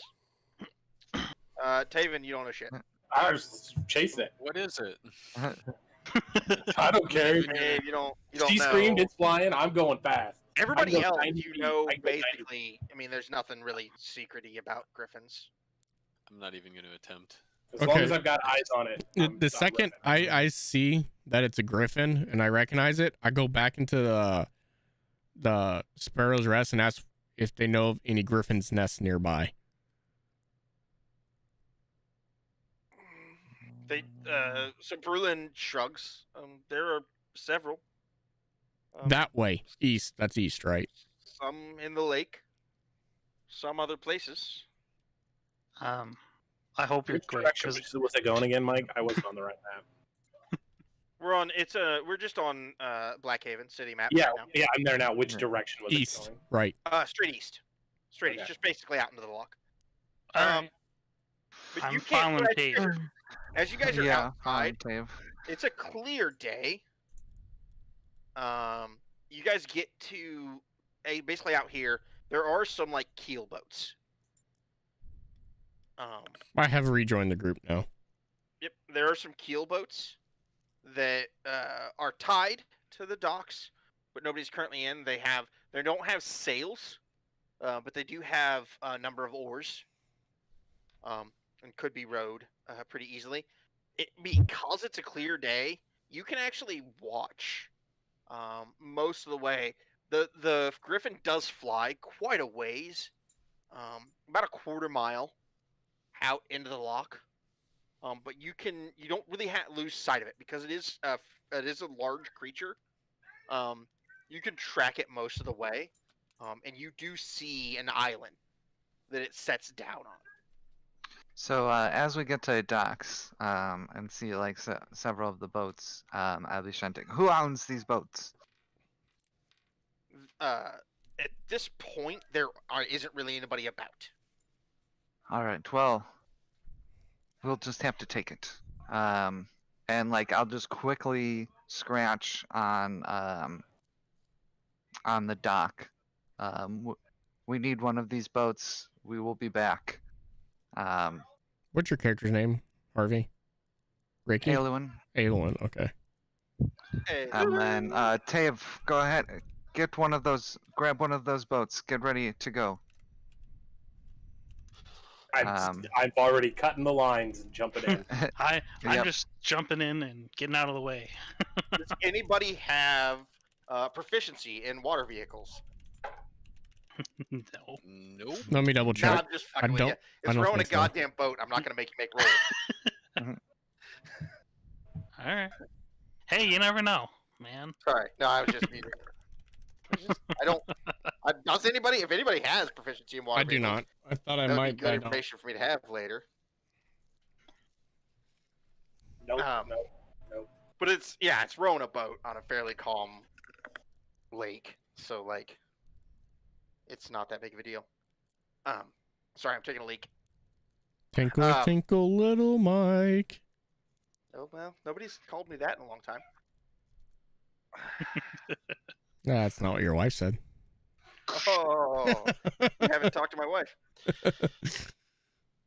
So, as you guys get closer and closer, you and I will have to drag your tokens. But you can see, you can't see everything, because you are still in the water. This is a crappy map I made real fast in Incarnate, and I got mad because I couldn't figure out how to make a nest that didn't look like shit. So that's what you get. You get a It's nest. fine to that looks me. like shit. It serves its purpose, so I think it works does. great. That's exactly where I landed. I landed at fuck it, function over form. So you guys see two griffins in their nest, seeming to face something. From your current angle, you can't really see what is happening. They're just kind of both facing in the same direction in their nest. At this point, you guys are probably about 60 feet away from the island. I believe the speed of a keel boat is 25 feet per round. If somebody wants to try to find keel boats. Scott, you know where that is. I know you know where that is. You don't really need. It's not really necessary. It's 25 feet. I know it is. What do you guys want to do? I'm gonna cast Long Strider on myself. Can I see them? How far away from them? They said. Yeah, you're about 60 feet right now, away from them. Can I cast a spell on one of the griffins? So we're 60 feet away. If you've got a range of 60 feet, you can certainly That one. give her a shot. That one. Hold on just a second. I went over to grab you guys' tokens. Real quick, let me check you guys' tokens. Yes. Okay. I think I've already assigned all these tokens. Can you guys see if you can control your tokens?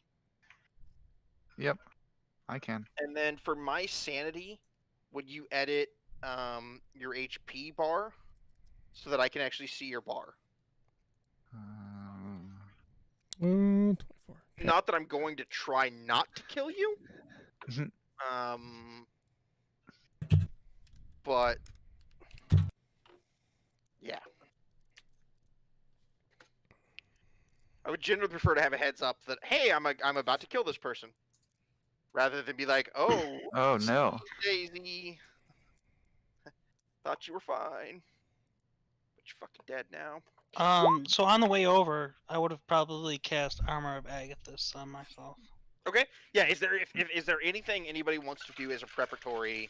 That's what I was doing on the way over too. I would have actually done that like in the street as I was running after her. Okay. I would have just done it in the boat, so it's fine for me. Okay. So Cloud of Daggers, that's you. Yep, that's me. Scott? Nope, it's Fox. Okay, I'm sorry. So you're Army of Agathis on Jeff's character. Xantia and Scott. No, I'm not doing Argon. I'm doing Long Strider, so my speed's. You're doing okay. Long Stride, right? Okay. Is there anything Anybody else? I'm just gonna mix this drink on a hot Nope. mic. You just have to deal with it. That's fine. I probably would cast a firebolt when we get close. Okay. So that's Once you guys. So, is there any more prep stuff you guys want to do? No, that was the only prep thing I needed. But... I do a real quick speech talking about going into the fray. This time as companions, and I give inspiration to how many people can I give bardic inspiration to? One. Is it one right now? Yes. I give it to Tave.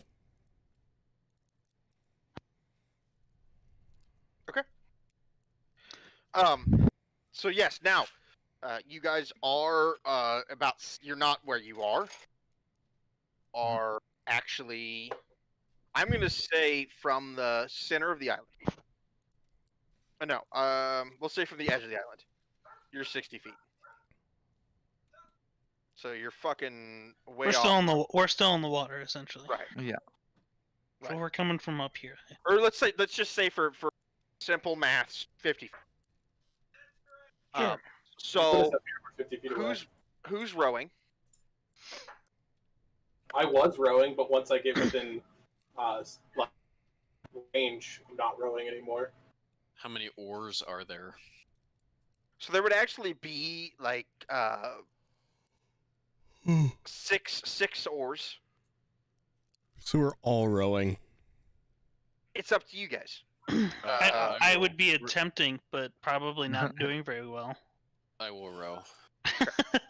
Well, so it's just a matter of Same. like, I will say if at least two of you are rowing, I will allow for full speed, and then for so you can row as a movement action, and then I will allow for a dash action, so that you can move the boat 50 feet in a round, if at least two of you are rowing.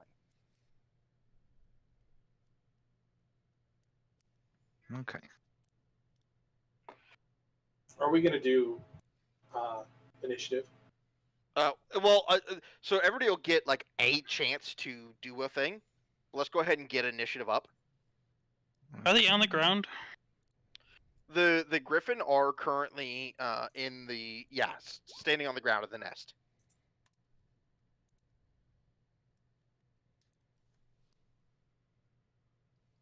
And they rolled that real good initiative. Oof, I rolled a real good initiative too. Me too. Better than the fucking griffin. You could use. Can you use your bardic inspiration to reroll that? I wouldn't, because No. you're better than the griffin. Yeah, it doesn't really matter. Hold on. That shouldn't have been with advantage. It just says advantage Oh, real big. It didn't actually roll with advantage. Nope. no, it did. It did. Oh, it it sure did. Oh yeah, it But it did. was But two It's sixes. It sixes. doesn't matter. Yeah, Yeah. but I don't know. That's a have weird roll thing that advantage happened. Are you just using are you using DMD Beyond? It must have. It must save settings because If you uh, auto have Blasto- advantage on it, it'll have it. yeah, well, with Blasto, I always had advantage because I was always doing reckless strikes or something. So, and Gotcha. I hadn't turned that off yet. So, Gotcha. Okay. No worries. All right. So, this first thing won't be with advantage, or won't be an initiative. I'm sorry, won't be an initiative. It'll basically be a round where everybody can act. You're within 50 feet of the island. You are 50 feet from the island. Is where you are 50 feet? Yeah, where I am. Yeah. Well, from the island itself, no, we're 35 from the island, but we're 50 or so from the nest. Right.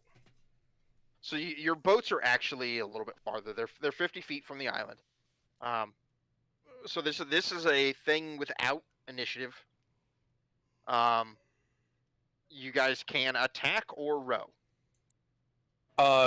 You say so? We get like a round because I wanted to do a bonus action and then like shoot my bow.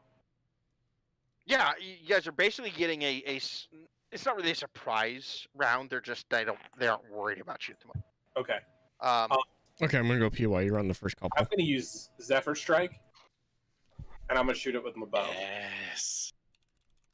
Zephyr Strike. Best So strike. it's my longbow.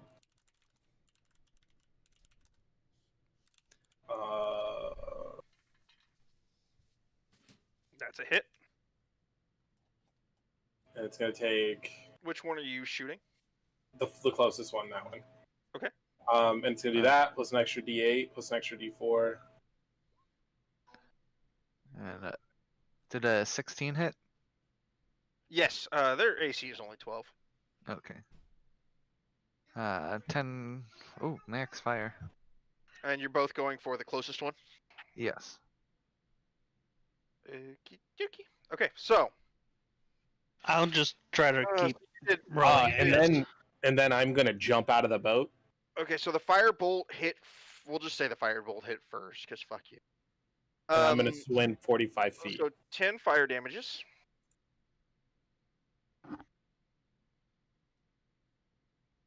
You have a swim speed?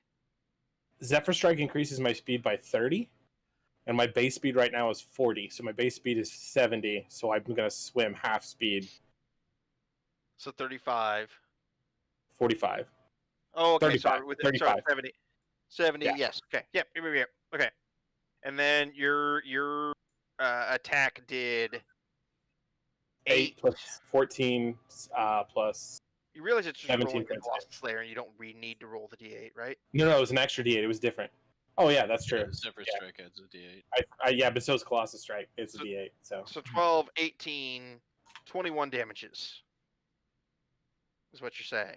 no, it's not damage. So it doesn't get the Colossus Slayer. It is because the firebolt hit first. Oh, okay, then yes. Yeah, so 'Cause 21 I points. said that it hits first. Yeah.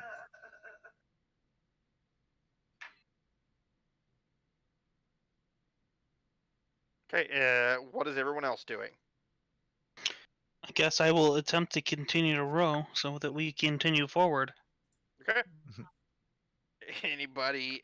I will also row. Yeah. Okay. So you guys can move a dash action, and get the boats to the island Cool. in this round. So we're like right here. Yeah. Okay. And then that will be initiative. Might want to arrange our thing. Finish sorting out the damages.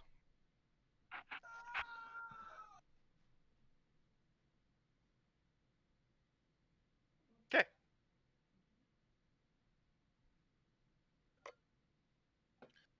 So as you two get up onto this island,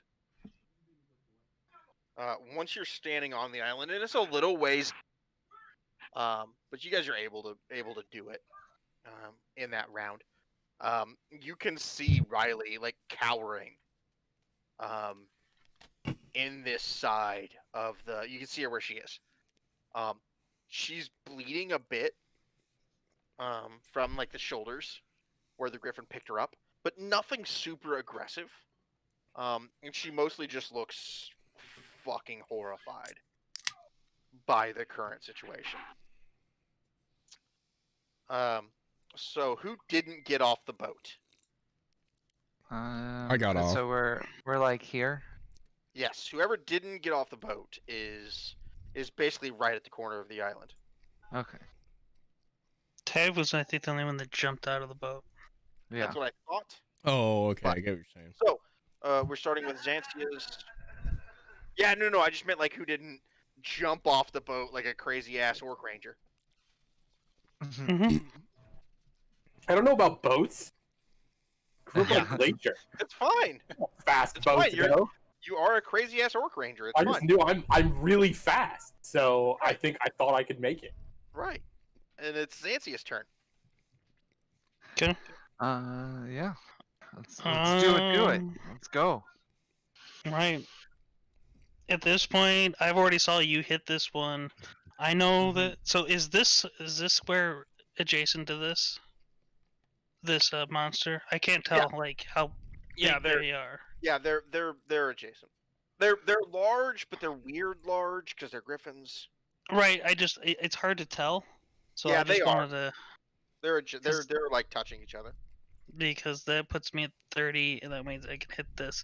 So I'm gonna, as I'm running forward here, you're gonna see just like a little bit of Fey magics. She's kind of like starts speaking in Sylvan a little bit, Adam, what? and cast a hex spell on this griffin. Curse of Oak Island. Is it actually my hex, or is it gonna be my? It's pretty good. Hold on, sorry, new. What can I do? It annoys me sometimes though when it's just like very hype and not a whole lot of anything. It's the Hexblade Curse. Once per short rest, as a bonus action, you choose a creature within 30 feet of you. And he left. I had to pee. Oh, you did a thing. Yeah. Yeah, I'm doing this. That Hexblade's Curse. So I'm cursing it with that. I gave it a +2 bonus damage. It is and weird crits I on haven't found 19s and anything though. 20s. So that I'm gonna do that, and then I'm going to. Are they technically within 5 feet of each other then too, or no? Yeah. No, yeah, they are. Because it matters. Cause I'm gonna do Green Flame Blade then. Yeah. So you're basically like. Green flame. Yeah, you're touching both their threat areas. Okay. Well, I mean, are they adjacent to each other? Yeah, they are. So like this corner, this one goes to. I get the burps and the hiccups at the same time.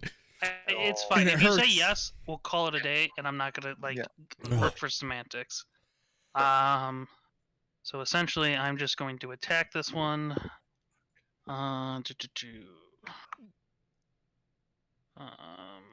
So 21. I'm assuming that hits.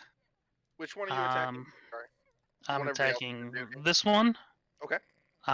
So that is it's one-handed damage. So it's it's 12 because I cursed it, and then the other one takes 4 fire damage from Green Flame Blade. What is your passive perception? Passive perception is 10. Okay. That'll bring us to what is everybody's passive perceptions? 14. Okay. 13. Okay. 11. Okay. 13. Okay.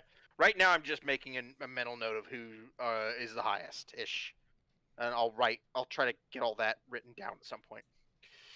That'll bring us to. Is that the end of your turn? I'm sorry, Sansa. Yeah. Okay. That'll bring us to Taven. So from a bonus action, I'm gonna move 20 feet because I can see my enemy. Oh, sorry. As a free action, can I just send a mental, thought to Riley and just a comforting thought that we're there to save her? Yeah, she doesn't seem to react. That's fine. That's just flavor or whatever. But yeah, you certainly can, and I will let you use that. Just as speaking. So right. I mean, that's kind of what it is. I just wanted to, just my term was technically over. I just want to use the free action of this. Right. Yeah. You guys can speak as free action unless you're trying to spend 5 minutes debating tactics right in the middle of a battle. Mm-hmm.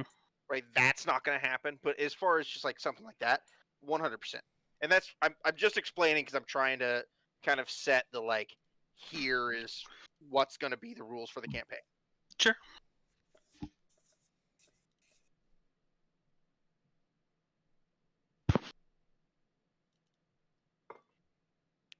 We got there, Tave.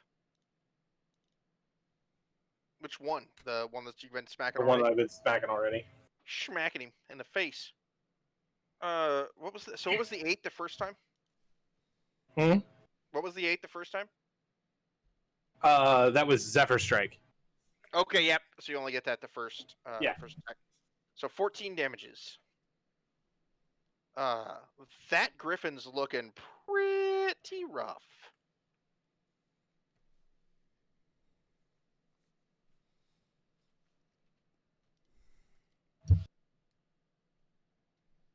Did I hit That you go. with my knife cloud? Or I'm sorry, I didn't. Yep. Nope. No. cloud Hold on. daggers? Yep. Sorry. I gotta look way back. I gotta go back in the way back machine. Well, it wasn't like a hit. It was they take this damage either on the start of their turn or my turn. Right. Yeah. I forgot about it because things were happening. Nope, you're fast. fine.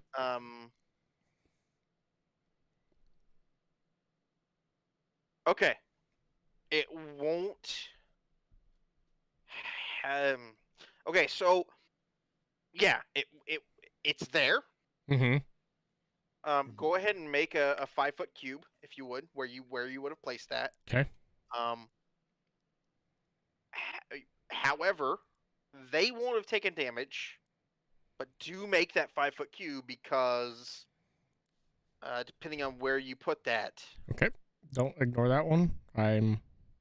It's gotta be. It's 5 foot around them, right? I'm sorry. What do you mean? Hang If it's on. a 5-foot cube, it's just centered on like A A spot. space. square. Okay. Yeah. Boop. Okay, so you're just centering it like on that one's head. You Yep. can move that, I think, as well. I'll look. I think you're right, but I'll double check by reading You it. can't move the spell. I just meant you can move that square if you want. Physically in Roll20, you should be able to click on that square I can. and move it if you want. But you just want it right there. Yeah, I want it just on the face. Yeah, that's fine. Yeah, that's fine. There's no issue. Yeah, it won't because I don't think they count when you cast it They as don't. entering They don't. the spells area. It's when it starts its turn. Yeah. Yep. Right. It's the start of its turn. Oh. So it just won't have taken effect yet because they have not had their turn yet. No, just making sure that it wasn't Yep. forgotten. Yeah, no, thank you though, because I had completely forgotten about it. So that'll bring us to Aelwyn. All right, so I'll flare my book open with my quill on empty page at the back. I'll quickly draw my circle, and I'm going to be casting Tasha's Mind Whip, but I'm going to swap out the psychic damage for cold. So when I close the book, what did I say? A foot. No, 6 inches was second level. A 6-inch circle appears in front of me with all of the runes that I've carved, and it turns into that deep ocean blue. Mhm. And I'll say in Elvish, whip, and a lash rolls out and just strikes the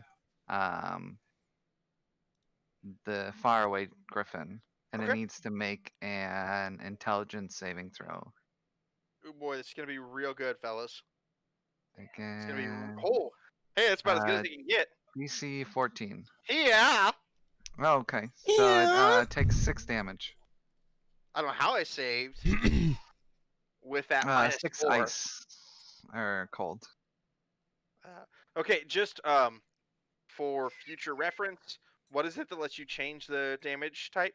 His My class. it's The the scribe scribe. with Mhm. okay. As long Not as I have challenging at all. I'm trying to learn stuff because I didn't have a big chance to like read because that's from Tasha's, right?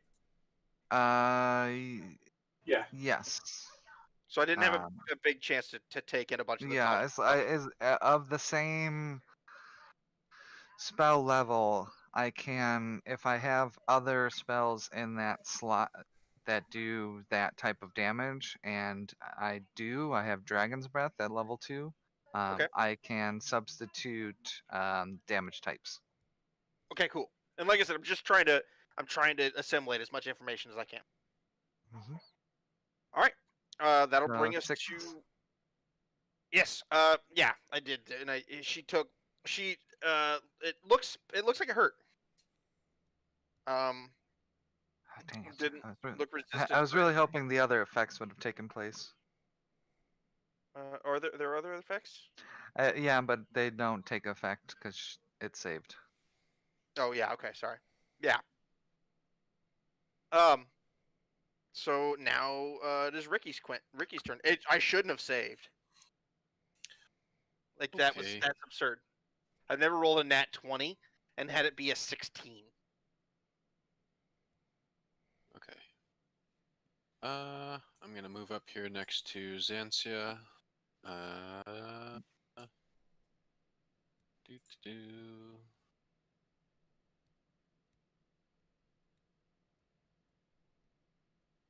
Just checking things out. I'll just take an attack, I guess. Tave, how much attention are you paying to your surroundings? Or are you kind of laser focused on? I'm like moderately paying attention. I don't want to be like ambushed. Okay. Go ahead, Ricky. Yeah, I'll just make an attack on the dude that I am next to. 23. That is certainly a hit. Okie dokes. Okie dokie. Do I want to? Do I have it yet? Hold on. Yeah, okay. I'll pump it into this. I didn't hear what you're gonna pump into it. Divine Smite. Okay. One-handed, and oops. There we go.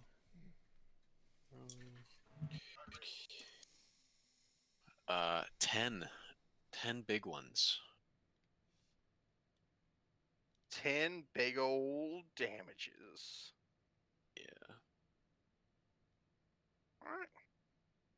So as you swing your longsword up into this griffin's rectum, you catch... It goes well, Hellboy, sorry. Testicles For a minute, I was trying to listen. Oh, the taint. And just rip it But it goes well. wide open. Brand new campaign. Ruin It's the gonna be meat. good. And it like for a second, like it seems like it's gonna keep going, and then it's like it's just lost its live. When it realized that its testicles How are you doing, were bud? just basically bisected, Having a good New Year? and it drops into the nest, dead. And I'll delete my cloud. And that will bring us to Richt. I already deleted my cloud.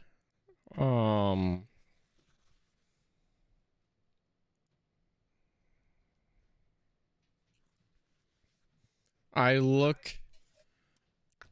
Yeah, we're gonna do that. Okay.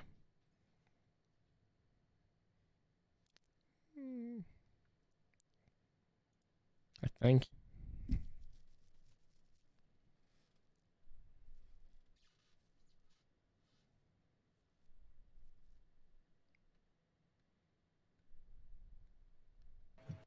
Yeah, okay.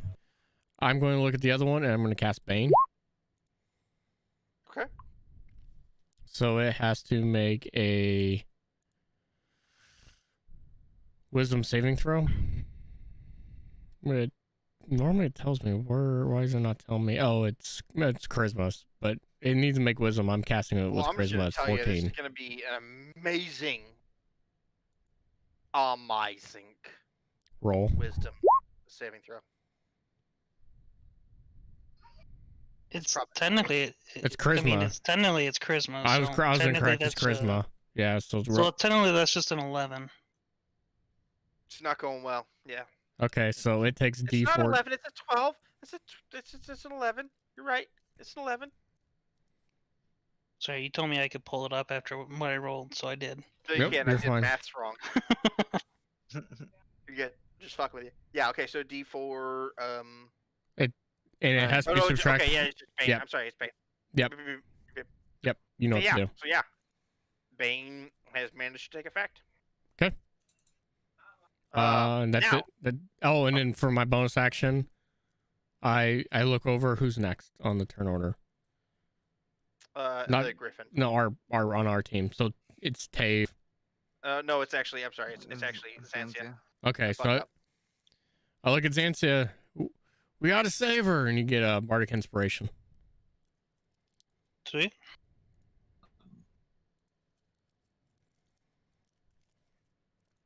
You just get a mental image of a thumbs up. Well, I raise the people's eyebrow like, what just happened? Just got off work, chilling, about to go out and walk the dogs and eat some food while I ignore watch. it. Nice. Are you streaming tonight, Hellboy? That's it for my turn. So it's go, Mike. Alrighty. Griffin turn finally. Yo, What's Griffin, it gonna do? Griffin's turn. It's gonna make 2 attacks, one with its beak and one with its claws. But it who? Oh snap! You, Xanthia. I don't At know. who? Sweet. 21 hits.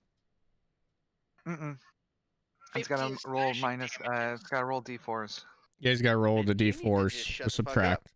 Yep, subtract those d4s, Oh, boys. Yeah. Still 20 hits. still hits. Well, It's a that was for Alright. 12. Yeah, it's for the 12. So you only rolled an 11 for the beak. And there we go. Yeah, That's that misses 17. then. Yeah, fuck y'all. I have an 18 AC. Woo! All y'all. You're welcome. All you little.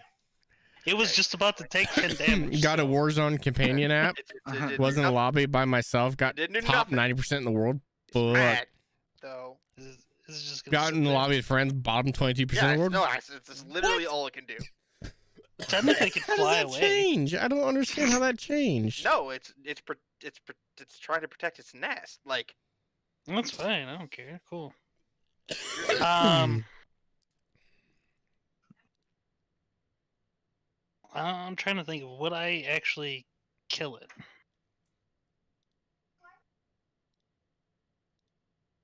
I think at this point I would be trying to essentially just knock it out at this point. I don't want to do lethal damage on this, so yeah, that's fine. Yeah, you can call non-lethal damage anytime. I'm gonna call non-lethal damage on trying to attack it. Got 17 kills with 5 hit damage. Go because your friends suck. And it does a And I'm gonna collective take this score. one. Oh, fuck. So your back hurts. You were hard carrying. Alright. It takes 8 more damage. I saw your most recent TikTok. The comments had me laughing with your concentration face. And It's so good because it's so true. I don't really feel like wasting my other spell slot at the moment. Sounds good. So It's still looking pretty. Like, it's not looking great. It's not happy with its life choices. Yeah, the emoji one was the best. It or, was things hilarious. that are happening currently, I loved it. but it's okay. Taven, it's your turn. I use speak with animals for my action, and then I Okay. yell at it to, is it a beast? Say Because if fuck it's not a off. beast, then it won't understand me.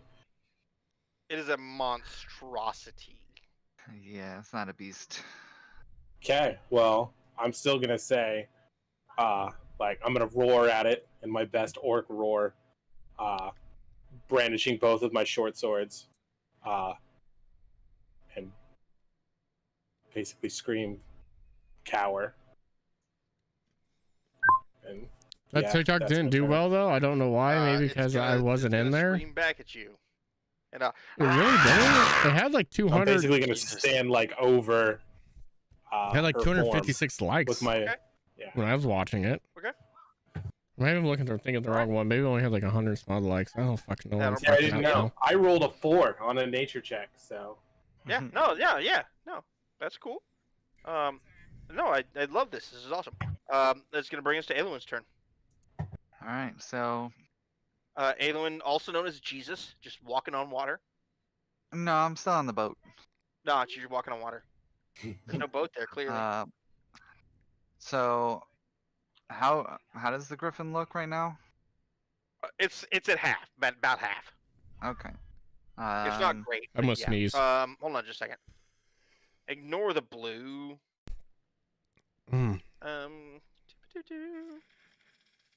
It's got 1,417 there you likes. go. Now you can just see how it's doing. There's 1,417 likes on that video. Yeah.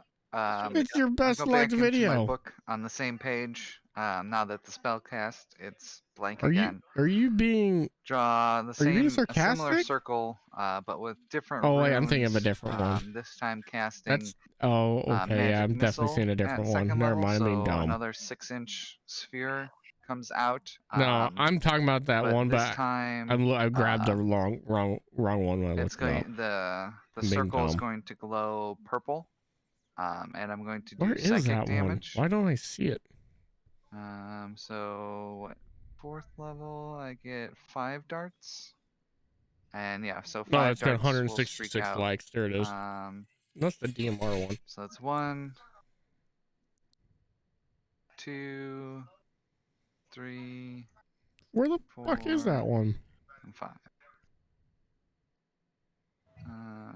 Yeah, so 7, 11, 14, 18 psychic damage. No, here it is. Has 5 missiles, purple missiles spiral out. It's got 261 and likes. converge on the griffin's head. I'm trying to knock it It's got out. 261 So likes. I'm doing psychic damage. Oh, well, this has got 261 likes. Oh, so close. This is it. Yeah, this is 100% it. I got And that's 261 likes and 1,728 views. The DMR one, I'm not talking about the DMR one. I'm talking about the one before that.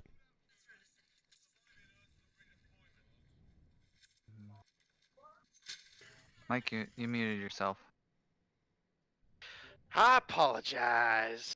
I could kiss you on the mouth for doing the maths. And not making me do the maths. Because that's a pet peeve of mine. So thank you very much. It looks fucked up. When I was talking and muted, I spent like 3 minutes trying to decide whether it was shaken or shooked or Stirred, I believe. Yeah, something like that. So thank you. I love you, Glenn. Yeah, if you guys do the maths on your attacks, that makes me happy. And Ricky, it's your turn. So we want to keep this one alive? I don't know if there's been any outward discussion of that. No, there hasn't been. Nope. There has. I'll just move to like here-ish.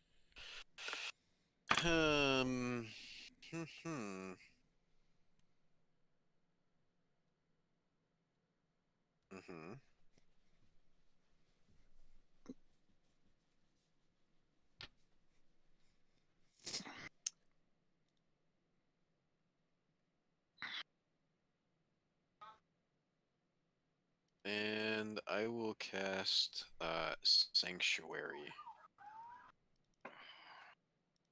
Okay. I don't know what Sanctuary does.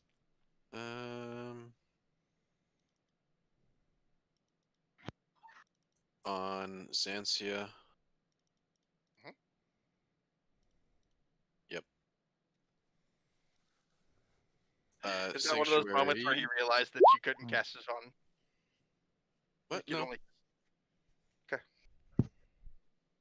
I just figure being the one close to the griffin, probably gonna be attacked next, if they get attacked at all. Okay.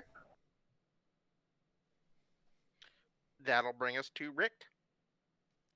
Oh, okay. This guy? That's the one. I don't know. I probably should have moved a lot longer ago, but I failed to do any kind of movement. Oh, I can still kind of get within range of him, can't I?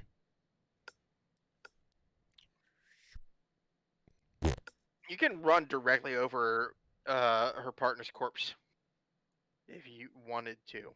Oh, is here? Here. You were up one, but Up one. Okay. Yeah, I can do that. yeah. And then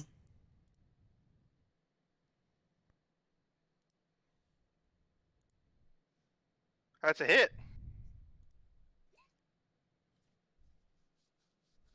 Okay. Anything added to that? I don't believe so. I don't think Bane adds to that, does it? No. Nope. I didn't think so. Okay. Yeah, pretty rough at this point, and real rough. Live, breathe in, and boom, boom. Who's that against? Those are going to be against Richt. Okay. And minus d4s. I know. So a 19 and a 17, right? Team. No. 19 and 18. Both hit. So 19. a It's total 19 and of- 17, but No, it's 18. So it's 21 Yeah. minus 3. oh, 3. I was looking at the result. Right, Sorry. I did the exact same thing. That's why I said 17 the first time. So total of 23 damages. I am really, really hurt. What's your AC? 12. It's now Xanthia's turn.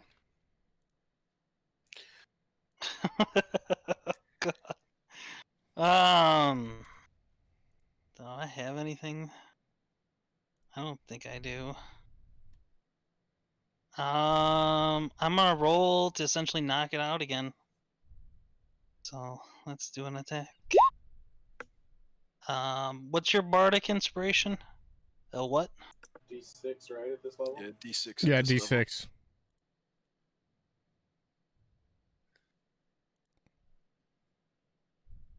Oh, fucking of course. Jesus, That's you going to be a have no. Yeah. It's true. Do I have? I'm sorry, go ahead. No, You just would seeing have what I have advantage for. because you guys are fucking super surrounding it, Oh, just well, for the shit. record. Like, then there. so that hits, I believe. I think their AC is 12. Yeah, that hits. Okay. This is again non-lethal. So 9 damage. Okay, yeah. So 9 damages. You hit it.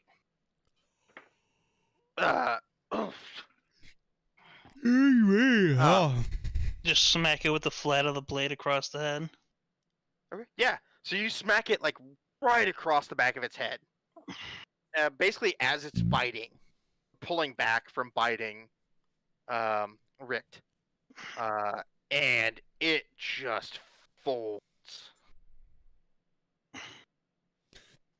I don't. Did I have? I don't think I. And drops into the nest. Do I have a? I don't think I have a potion or anything to help him even. So you guys are at this point out of combat. Tave, as soon as the combat is over, you look down, and basically between Richt and Xanthia, you see a fairly sizable egg. And you also see a very familiar bag, shredded. The giant one that they had. It looks a lot like the bag that Riley was carrying. With her manuscript in it. To the best of The one with her manuscript in it. I turn around and look at Riley.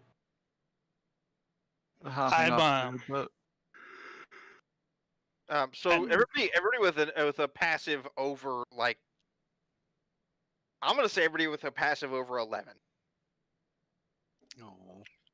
That's not me. notices the egg in the torn bag. Well, I mean, at this point, can I just look around? Yeah. I mean, yeah, sure. So... No, yeah. You can, yeah. With a cursory search, you can see it. I just everybody with that high a passive immediately recognized it. I would just be looking around then. I would imagine that I'm relatively familiar with griffins, which is kind of like why I was, just trying to knock it out, probably understanding what it's doing. Yeah, so you definitely see the egg, and the bag. Upon further inspection, what were you doing, Tave? I'm checking her. She's right behind me, right? Yeah. Yeah, I'm checking her. What are you checking her for? Is she okay? Is she awake? Yeah, she's awake. She's fucking mentally broken at this point. She's terrified. She's in mental shock. As far as she doesn't seem to be terribly physically damaged. You can see that the griffin's claws got into her shoulders a bit. But nothing deep or super aggressively nothing life threatening at all. But she is currently in a pretty deep state of oh shit, I just got picked up by a fucking griffin and flown a quarter mile into a fucking lake.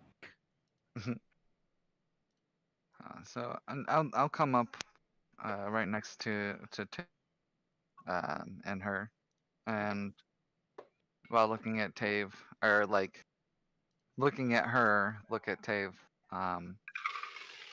She seems to be all right. Yes. I don't see anything major. Look over her. I think she's just a little bit shaken. Yeah. So I actually squat down, so I can kind of get close to her level.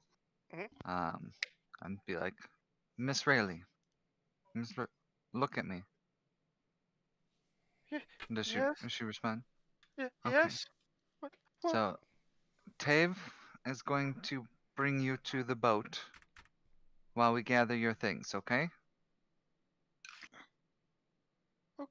Okay. Okay. You're going to be okay. And I'll stand back up. Tave, if you don't mind, could you carry her into the boat and set her down? Thank you. And then I'll go to the group. Give me a strength check. Oh God. No, I just look at. It's fine. I just look at Rick. I'm looking at Rick. I'm like, you okay there, buddy? You look like Yeah, not so much. Looks like he got you right there at the end there. Yeah, that one really hurt. I thought he was almost dead. I was coming up there to do a little pokey, and that was a bad choice. I'm just looking at him like, monsters are dangerous, right? Right? You know that, right? Oh yeah. Not my first rodeo. What are you wearing? Leather. You should dodge. You should try dodge. Just shakes her head, just like, yep, okay. I'll reach over and pat Rickett on the shoulder. Just say, here, looks like you could use this, and throw 10 points of lay on hands at him. That boy. Oh, that feels a bit better. Thank you. Hmm. And then telepathically, I'll tell him, I just laid my hands on you. I wish you could read my mind. No thanks. All right, so you guys are out of combat, obviously at this point. Yeah. So I'll be kind of gathering all the things from her bag minus the egg. Okay. I'd probably try just tying up the griffin to make sure that it doesn't wake up while we're in the middle of this. Okay, go ahead and give me a. I'm gonna say survival check. Oh, great. Well, I mean, that's- I'll come over and do that after I'm done with her. Oh, well, then I'll just point Dave to go do it, because Okay. that's more up his alley then. Yeah, I'm much better at probably that than consoling the halfling. Right. Does the survival check seem right for rope tying? No, it Yeah. does. Okay. Right, I'm just bad at it. Right. I have nature, not not survival. Not rope tying. So I'm assuming her belongings are just kind of scattered all around. Yeah, the bag is kind of exploded. Is Yeah. her book anywhere in here? Can I search Yeah, for her that? book is Yeah. is right in there. It's not hard to find. Like all Yeah, of her I all mean, of her belongings are there. I would probably just pick up the book and just look at or look at Ale and just like nod my head over to the boat to go, sit with the halfling. Do you Yep. guys want to search the nest? I will when I'm done. Okay. I did what I wanted to do. I just wanted the book and to go over to the boat Yeah. to sit with the halfling. No issue at all to tie her up or tie the griffin up. Okay. Okay. You think you've done a reasonable job? Go ahead and but it takes a pretty decent amount of rope. I would say at least 25 feet of rope. Okay.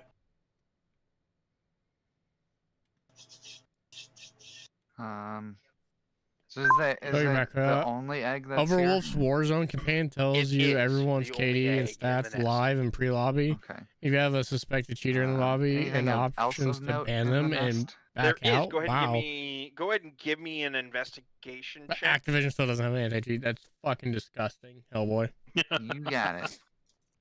Nice. That is Got disgusting. it. Okay. So you do find a suit of half plate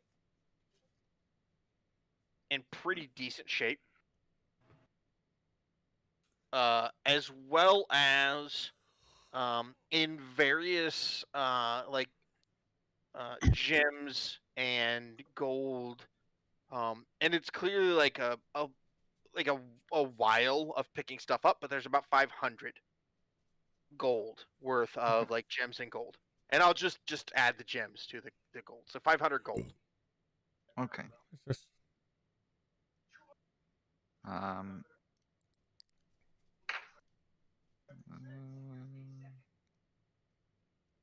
And there are a number of weapons also within the nest, throughout the nest, but most of them are so far beyond repair that it's not even worth bothering with. Yeah. Just from rust and.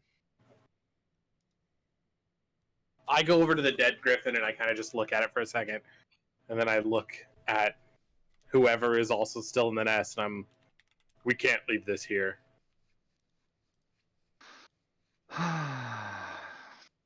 Did you say that loudly? Yeah. I did, and you just hear just a small voice yelling back from the boat.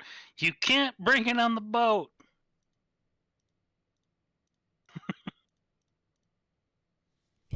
Yeah, I don't know.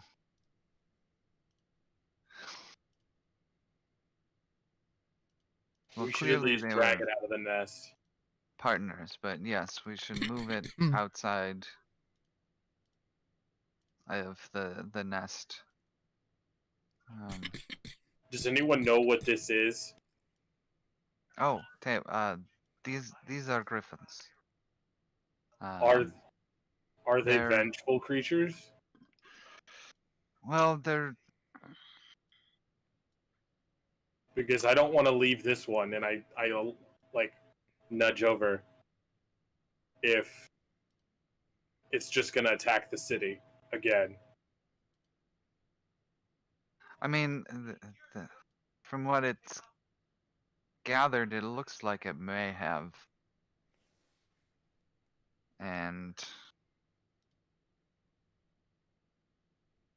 yeah, well, obviously, as you can see with the egg, it must have known that Miss Riley had it. However, she came upon it, and whichever one brought it back to the nest. As far as vengeful, I don't think these beasts are all that intelligent. So I don't know if it really knows the concept of vengeance. And I don't know if it knows many of the same concepts, but you do bring up a good point. I don't know if it's been attacking the city or not. I kick the armor. This Yes. kind of suggests that it does. Yes. And it looks like it. They Give are me capable.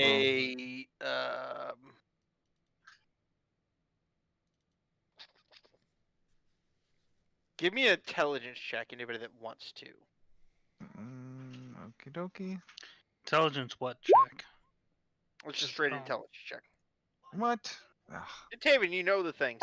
It's crazy. It's about animals. Aylwin, you don't know shit. It's about animals, so I know that. I mean, I can. So, based on just looking at the things that are in the nest, it looks like most of these things were scavenged. There's not like a lot of like bones and. No, you don't see any bones or anything. It looks like most of these things. Like, it's an odd like assortment of things. Like there were also like a bunch of like fishing nets and like fishing poles and like hooks and like harpoons. There's a ton of like just weird scavenged shit in this nest. So like then, birds do to make nests. So as I'm kind of walking up then, and back from the boat after maybe probably consoling slightly. Yes, I just look at. don't see that the fact that they're of the mind to strike down revenge, even though he apparently killed its mate. But I don't know. That's a tough choice. I just look like at me rambling. Right, and I just look at Alan, and I'm just like, well, if it looks like they're scavenging and it made its way to the city, it must be maybe desperate. Is there something wrong with the food supply? Something picking off what it normally eats? Is there a larger problem in this area? Oh no, I believe it was due to the egg. No, I understand they're trying to feed and that, but no, why would they go to the city? They're nesting. This is their offspring. These two mated and made this egg. Right. Yes. Uh-huh. They're getting their child back. I'm working on it. I don't think it's a food.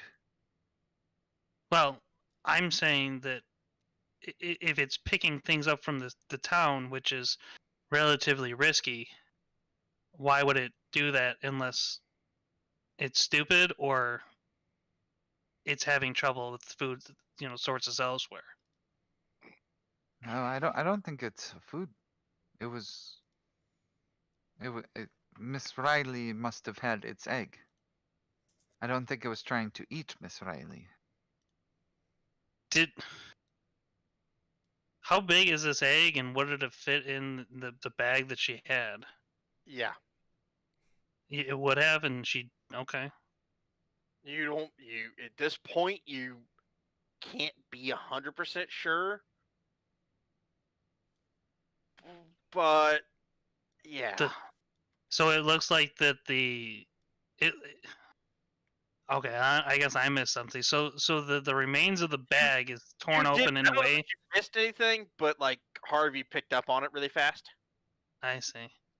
It's a bag of holding. So essentially, so I'm gonna take a look at the remains again of like the bag. So it looks like essentially that the egg is sitting in the center of the remains of the bag. Yeah, the bag is kind of torn around the egg. Yeah. Okay. Well, then I didn't understand that at first. Okay. No, I probably didn't do a great job of describing. Okay. I'm gonna like look over at the other one who looks kind of strong, which is probably Ricky. Oh, sort of. Okay. I mean, you'd probably look more muscular than the 3 foot. 3.5 foot. Yeah. That's fair. Yeah. And I like nod to like one of its back legs, and I'm like, "We're gonna drag it off the nest." We're talking about the live dead one or the dead one? Dead one. The dead one. Yeah. Oh, is that a thing you need to do with griffins? You don't want to. If the other one may not move it, and it could poison the nest. It should at least get off the nest. Oh, okay. That sounds smart. Yeah, I'll do that. I'll help you with that.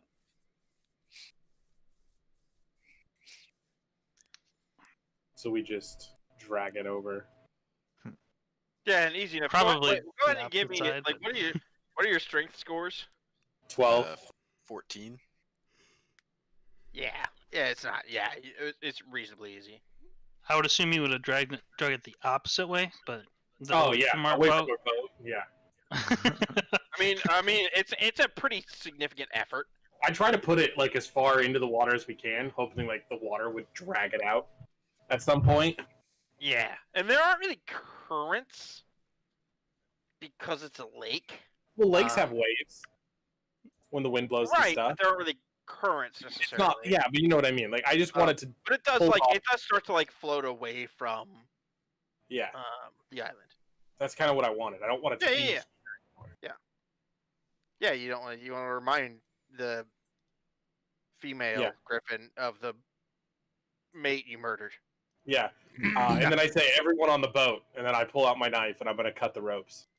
Oh, I would have. You put the knot so it comes loose, right? Yes. Okay. I just thought this was faster.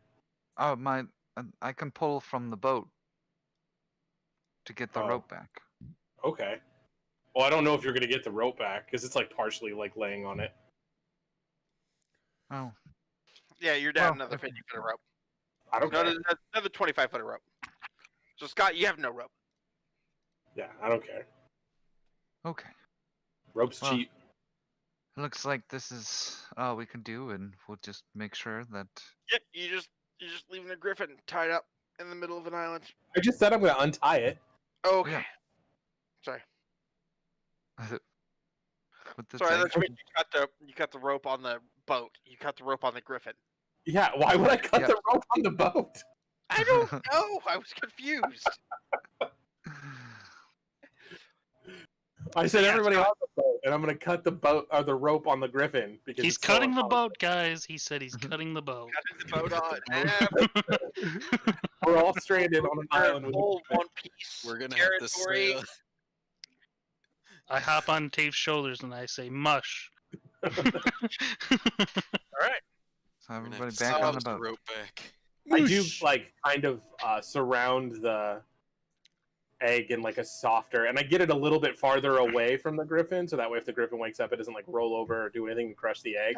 Okay. So I okay. move the egg like over here, and I make it easy to see, but I like make it so it's not How's gonna, this like, roll camera? around or anything. Box, is that better? Okay. Cool.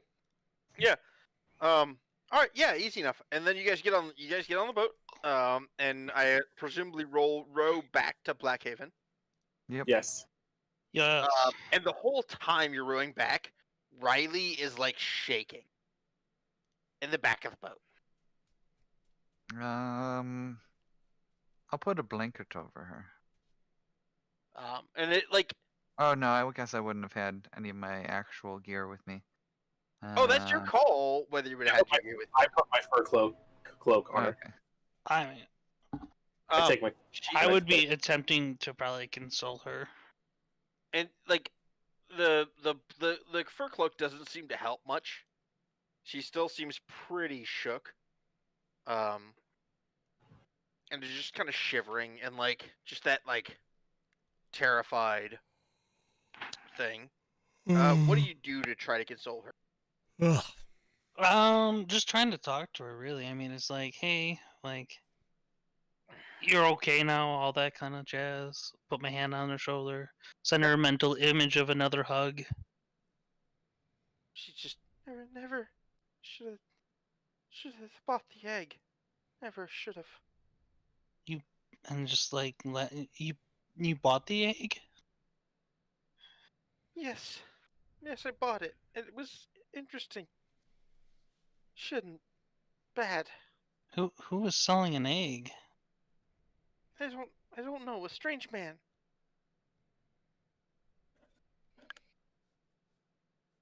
Strange man where? I don't know. He was just here in Blackhaven.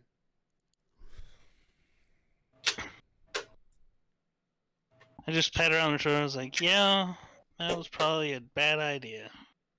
But on the bright side, it's a cool story to tell and to write. And If it helps, I can tell you about the first time I killed a Yeti. That does sound kind of interesting. How did you kill the Yeti?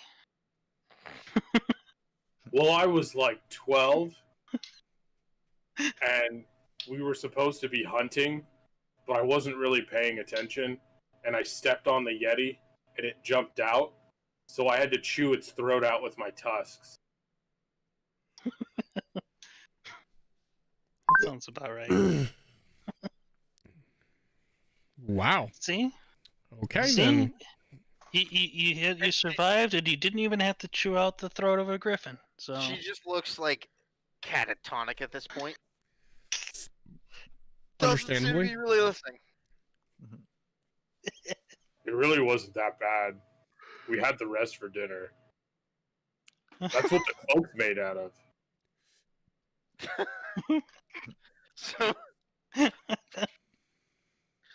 you guys do manage to make it back to the little pier there and get the boat tied back up where it was originally. And nobody really seems to notice that you just jacked a boat. Good. And I'll go back over to the note on the dock and just wave my quill over it and erase it. Other than the copious amounts of griffin blood that we've left all over the bottom of it. Yeah, there's a lot of blood.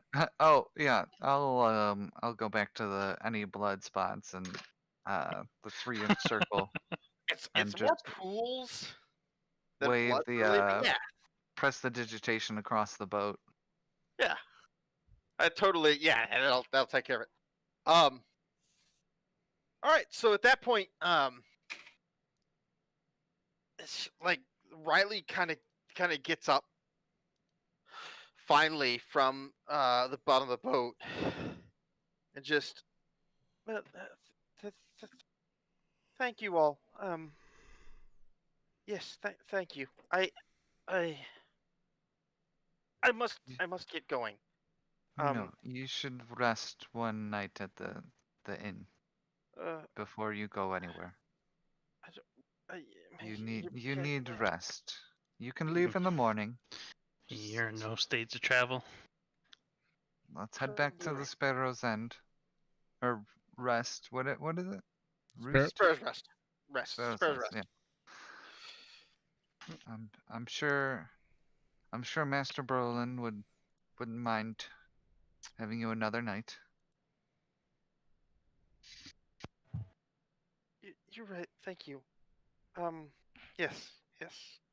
You're right. Yes. And as you shepherd her back to Sparrow's Rest, she just she's out of it. She's full on shell shock kind of situation. And she just kind of carries her way back to her room. Goes inside, closes the door. And then you just hear, like, if you stay at the door listening, you just hear, like, that awful, like, hyperventilation mixed with sobbing thing happening inside. But she does eventually fall asleep. So that all probably happened by about 2 o'clock in the afternoon. Yep. Is there anything you guys want to do? And I am ready for whatever you fuckers do. I'm gonna go check the job board. First, I'm gonna go buy more rope, Okay. Yeah. and then I'm gonna go check the job board. But I'm not gonna clean myself off unless Alwyn has cleaned me off first. No, I would have cleaned you off. Okay. So yeah, rope costs what rope costs. Okay. Yeah. Ugh. A snuzz snuck up on me. Is there anything anybody else wants to do in town here? I guess I think it's kind of weird that someone's selling griffin eggs. Is that weird? That is a little odd. So, you want to go ask around? I guess I would ask around and see if I could find anything to do with Oof. a person selling these eggs to people, or at least it's selling weird things that they shouldn't be. Okay. Where are you gonna go ask? I mean, I would start in the Sparrow's Rest to see if there's anybody that knows anything, because I'm assuming this is maybe some like weird traveling merchant, or they would know something about the town itself. Okay. At this time, in the Sparrow's Rest, you have, so today you have Brulin,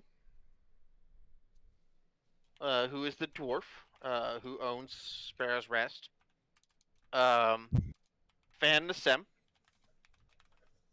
is the barman, who I think was the barman for you guys' session 0.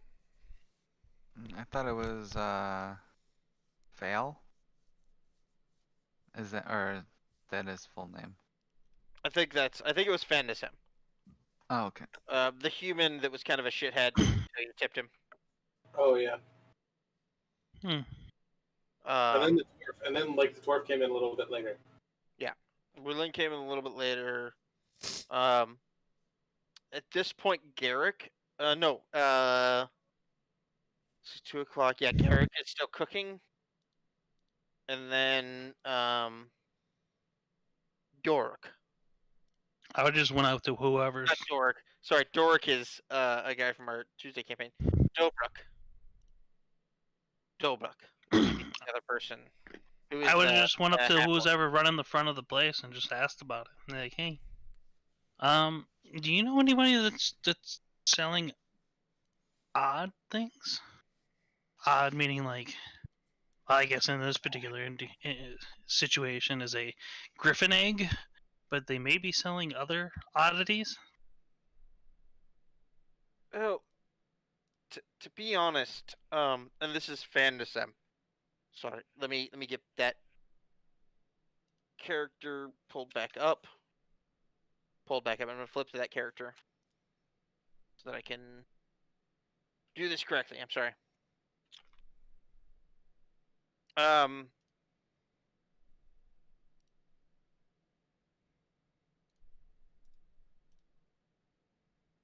Oh. I don't know nothing. But, for the right price of gold, I might know something. Did I go with you by chance? Did you ask for anyone to go with you? Jeff? I don't know. Did you? I mean, were you talking about going and looking out for this? I'm not. I don't really hide anything. I'm very bad at hiding things. So We'll kind of stick with you. that's fine. So, this person. So this is like a shopkeeper, or what is this? No, This is just the bar- bartender whatever. at Sparrow's Rest. Oh, okay. I don't want to do that on him. I was gonna charm him. Yeah.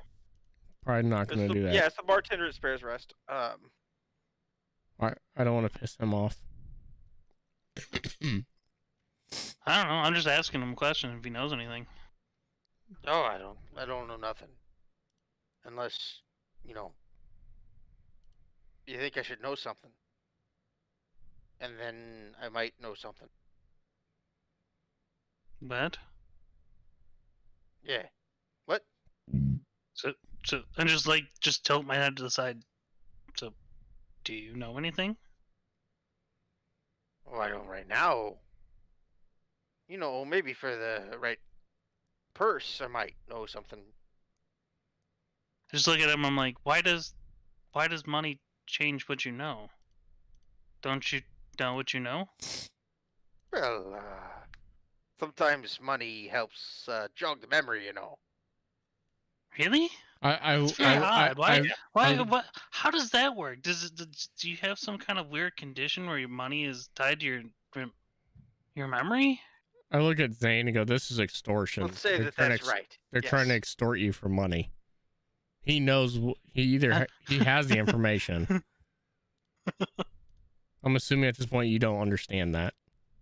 I mean, she's not an idiot by any means. She's not used to people being dicks. I'm just thinking she's not used to dealing with something of this nature. Fan is kind of a dick. I'm just looking at him, just confused. But I don't understand. I mean, if he knows something, I don't understand what he's getting at. I just look at him. I'm like, are you okay? I think so.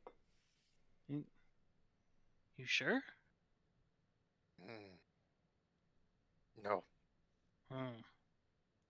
Well, I hope the best. And then I just turn away and walk away.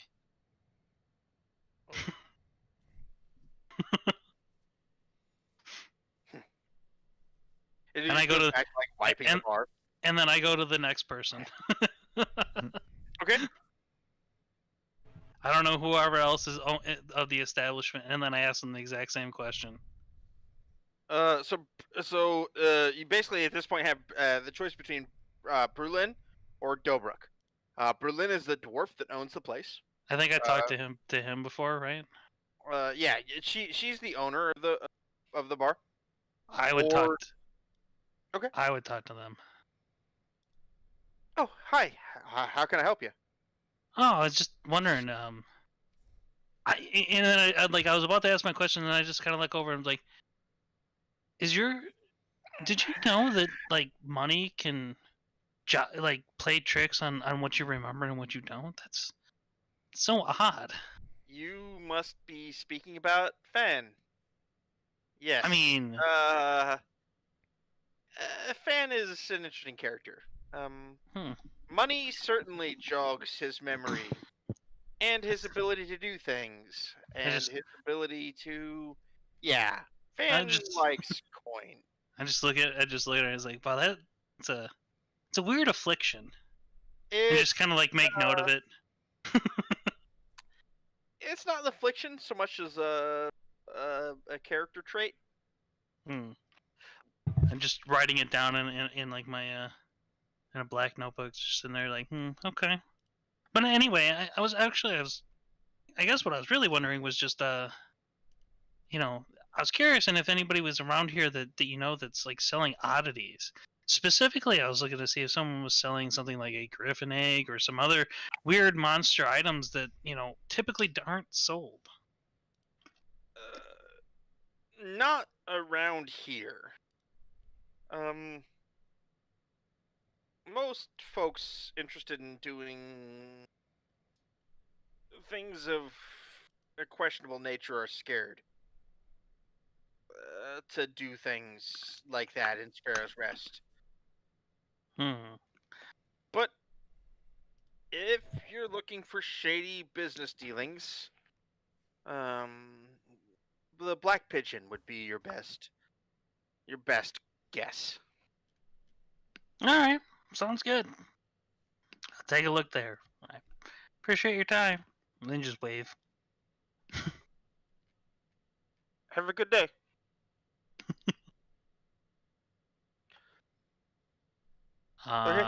So I'd be heading there most likely with Fox's character, I'm guessing. Yep. If somebody else is doing anything else, go for it. Yeah. I Is would there- probably just make a stop at the general goods store again. Okay. Anything you're looking for in particular? Well, so I'd go to Miss Flat and ask if she can keep an eye out for the third part of the trilogy. Ah, you already have the first 3 parts. It's Yeah, the I thought fourth and fifth parts of the trilogy, or fourth and fifth parts of the series you don't have. Oh, I thought it was a trilogy. Okay, No, never no, no, mind. no. Then yes, I will ask her to keep a eye out for the remainder 2. And if she ever gets that, send me a wave. And obviously when the soaps get in, send She me a looks message. she looks very interested. So you could read it. How good was it? Well, I'm still sorry. Well, I'm still trying to comprehend it, but it does seem to be a rather enticing book. And well, I do have a thing about wanting to finish things that I start. So once I can comprehend it better and read those 3, obviously I would want to finish the series and read the remainder too. Of But course. I haven't really fully read them yet. Just knowing already that I'll probably enjoy them and would want the other 2. I'll keep an eye out for the other 2. Could you? Do you think you could translate? Certainly. Um, If you is could there a translate them into common, I would Oh, happily pay you 100 gold a book. okay. I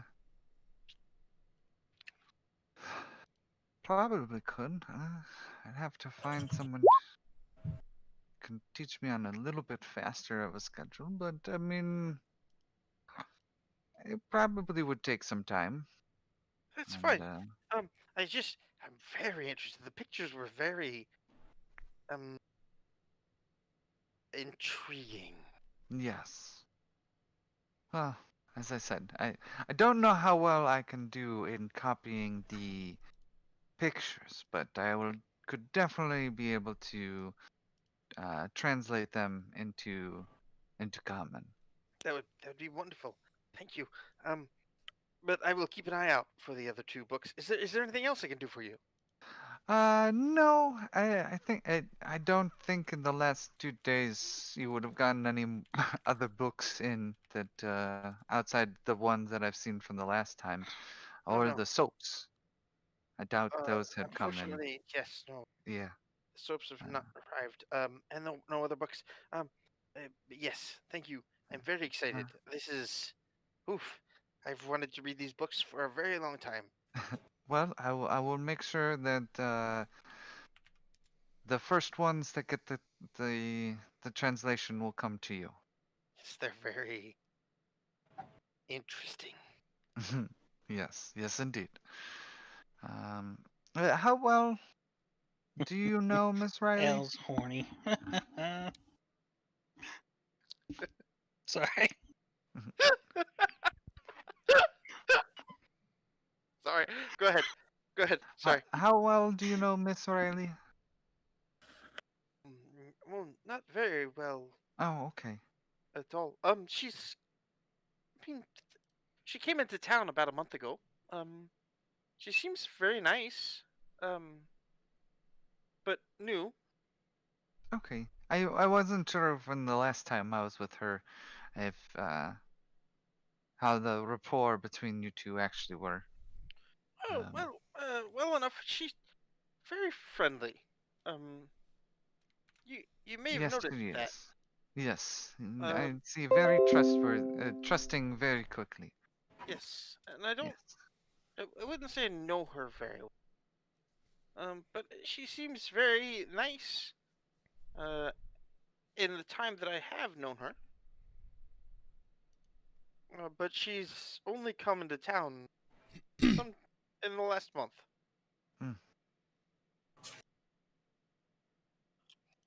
Okay. Well, Just wanted to check in. I will. So. If you're still in town, I will make sure you get a message. If not, I will hold the books for you. Yes, much appreciated. Thank you. Thank you. All right. Well, have a good rest of your day. And I kind of bow my head. And she kind of just matches your bow. It's a little awkward. She's not quite used to the gesture, but she's doing her bestest. And then I'll just kind of wander the town, just kind of like looking at it, not really looking for anything, but just kind of like observing normal day-to-day life before meeting eventually back up at the Sparrow's Rest. So the normal day-to-day life, it seems to be like it's like a shipping and fishing hub. So there are from the southeast a lot of fishing boats going out. Bringing their day's catch back in to are you guys still on the are you guys back on the yes you are. Okay. Mm-hmm. So these two huts to the bottom to the southeast. Yep. These two are basically the fish markets of Blackhaven. And then there's also a lot of traffic between and there are a lot of places outside of this map, mostly residential and warehouse districts. This is the biggest warehouse in Blackhaven, and there's a lot of transit between like these areas, and all the other buildings on the coast here are warehouses. So just as you watch everything else seems pretty standard as far as like people moving throughout their day. But those like there's just a lot of shipping happening between like the fishing and then just like sending stuff out on boats. I suggest, so I'm still running around with Jeff trying to find the seller of these eggs, right? Mm-hmm. I suggested Jeff that because I'm from here, so I know most of this area fairly well. I grew up here. That we go to the Black Pigeon. We're probably more likely to find more information down there. It'll cost some money most likely, but I think we'll get some information.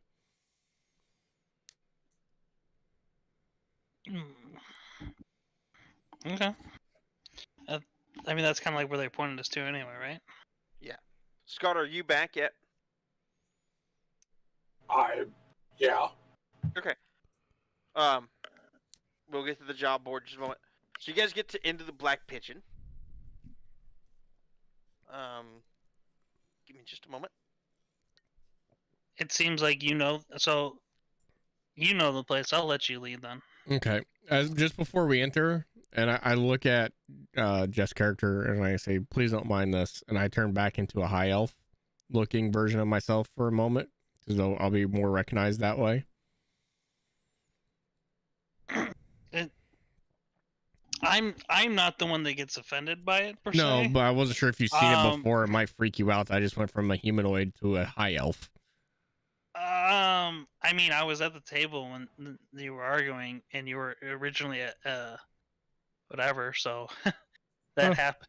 I mean, I wasn't exactly paying attention, but I mean, I would have noticed that a high elf was there, and then was no longer there, but it was the same person. So. Okay. So, you guys, as you enter, you notice the Black Pigeon's a shit. It's just a shithole. Imagine like and it's gonna like Jeff. I don't know how familiar are you with actual dive bars. Yeah, I grew up in a shitty town. Okay, cool. Where'd you grow up? I grew up in Manhattan. Okay. Like it's like the deep south if it was, if Illinois had one. Oh, right. Manhattan, Illinois, like the Superman Comic Book Haven? No, that's Metropolis. Never mind. No, right. No, it's Manhattan, Illinois. It's south of I-80 here, which just means it's like Alabama. Right. So You need to be real quiet now. Talk about things being south of I-80 being Alabama. You're in the There's a deep whole lot of south the south there, of I-80 Jeff. that have a real fucking issue. Or Mike. Super deep south. Because fuck Alabama. But anyway, like I went to a dive bar crawl at one point in Chicago. oh, that sounds awful. That sounds And it was all terrible. like really nice bars. Like some of them kind of had like the smoke smell.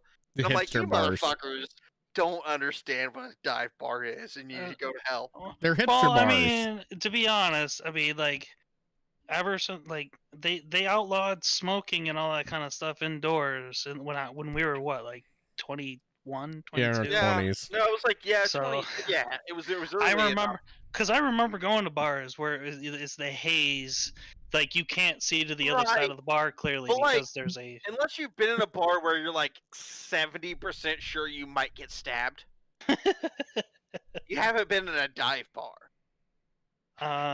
yeah, I've been in a couple of those. Yeah. I've been Yeah. in a couple of those, and I'm a loud, outspoken drunk, and I'm also liberal. So Yeah. I have come really. The only reason I was not stabbed was because my friend was with me, and she was friends with like the bartender, and she was like the barfly there, and she stopped people from killing me. And I keep a Gomez with me, who's a 5 foot, like 10, 350-pound Mexican. Gomez. really Ron. So, yeah. All right. So it's that type of place. Okay, You walk in, you see. it smells. Yeah, there's a definite like stale beer smell. I wrinkle my nose as I'm walking in. But like under the stale beer, there's a hint of blood. Yeah, I Yep. still wrinkle my nose and kind of like, this is kind of gross, and look up to God, what'd you fucking Rick and just like give him like almost like a questioning look, and it's just like here. I look down at you. What race are you again? What? What race are you again? A Verdun. Oh, I I'm can't. a It's too I'm late a- for me to ritual cast it. Never mind. I am a green little Amphibian thing. Yeah. Well, no, not amphibian. I mean, it's goblinoid-esque, but not. So Okay. I look like what the picture is that's there. So it's like, green, large ears, very short, Okay. blue hair. I just look at you and I speak to you in common. This is where all the shady people are. You said common? Yeah, in common. Okay. Just I don't know what language you speak at this point, besides your That's fine. native and common. That's fine. So at this point, you guys, as you enter, you see an orc female bartender, who is very broad. Bigger or smaller than Tave?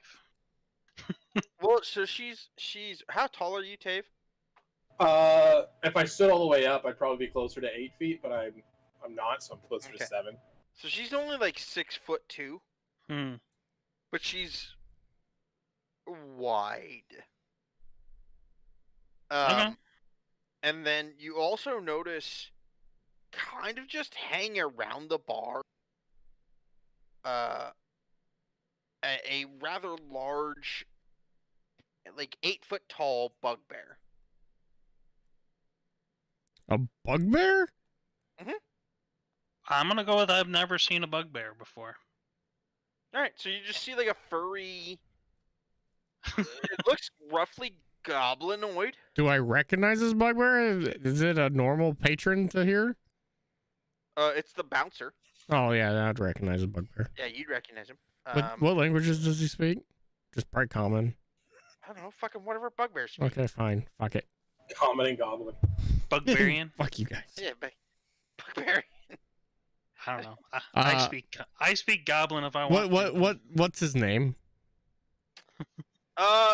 So funny thing, he ain't sure. I was gonna call him Dude. Because Everyone probably calls him Dude, right? well, no. So the bouncers at the Black Pigeon are Rogok and Braun, and Bebop and Rocksteady.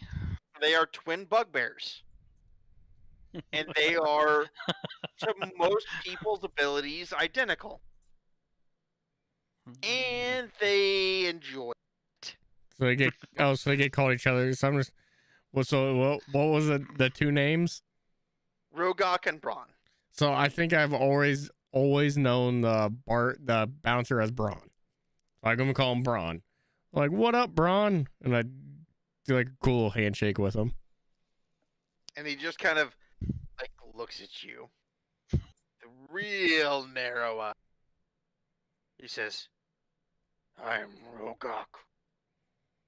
This again? Why do you do this? Because you're always wrong. Last time you said you were Braun. No, Rogok. I think you're messing with me, but okay, Rogok. How you doing? Had a busy day? No fights. Oh, I'm sorry. Bored, are you? Hey, do you know of anyone going around here maybe trying to peddle some griffin wear? Like griffin feathers, eggs, things like that? Anyone I can talk to about that? No, nothing. You haven't heard nothing? Nothing. Think your brother might have heard something? No, he's asleep. No. Is there any other contacts in here, Jeff, that I would know? Like, fixers or anything? Oh, you're asking Jeff. Jeff don't know shit. Not Jeff. Mike, sorry. I'm gonna say I don't know. I meant Mike. Fuck off. Sorry, Shagdo's I'm sorry. The bartender's the best shot you got. What's a bartender? It's you don't know her. Well, you know her name is Shagdo the Broad. Okay, Shagda. So I go up to Shagda. First I thank Rogok. Tell him have a good day, and I hope many a fight tonight for him. And I go up to Shagak. Hurt people. I just laugh as I walk away. I just wave at him. I go to Shag. Go ahead. Too nice. Hurt someone. Me throw you out. I just give him just like a sly smile, and I just keep going. I'm clearly carrying a sword and a shield, so it's not like I'm not armed. And they don't give a fuck. Like, do you need to do anything, Scott? Before I can stop this, when we can come back to me if you need to do something, Scott. If you're I'm not doing anything. I was just gonna go to the job board. Oh, okay. But if you guys are gonna keep going, like, you do that, and then after I go to the job board, I'm magically gonna remember there's a fighting pit. So, but we can do that next. So. Okay. So I go to the bartender, Shaga. Night, everybody. Night, Scott. Have a good night, bud. Good night. Night, Scott. I go to Shaga and say, "Hey, what's going on, Shaga? How you doing?" I throw a couple copper pieces down.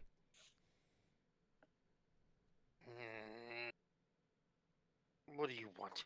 The usual drink. It's just an ale. Here. And she puts an ale on the bar. You said she's an orc, right? Yeah. So in Orcish, I start talking to her about if she's heard any or seen anyone peddling griffin stuff, feathers, eggs. I don't know. I don't ask many questions. Notice as she's talking, to both of you, she seems to be trying to like turn her to a side, so her shoulder is facing you. Is she speaking in common still, or is she speaking in Orcish now? If he spoke to her in Orcish, she's speaking in Orcish. I don't know. There were always dealings here and there. but don't know any particular information. You haven't heard any particular person talking about it? No. Have you heard But of any? course, gold Which always helps jog the memory. is anybody in the way that she's looking? She doesn't seem to be looking. She's looking at you. She's just kind of turning to the side. Okay. I don't know what she's saying, so that's fine. Like, so she's turning to the side, so her shoulders aren't facing us, but her head's facing us. Right. So where are Oh, her shoulders okay. pointing?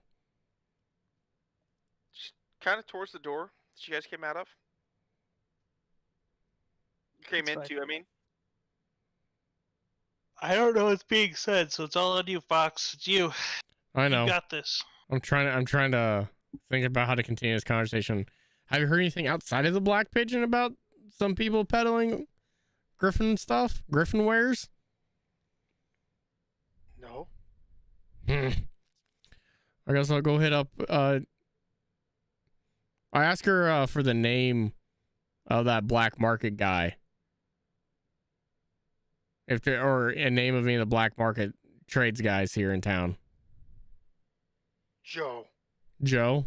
Where's he located at again? Is he up on the? He's up on the dock by the docks, isn't he? It's up on your mama. Oh, you need some more Sorry. copper? That's fine.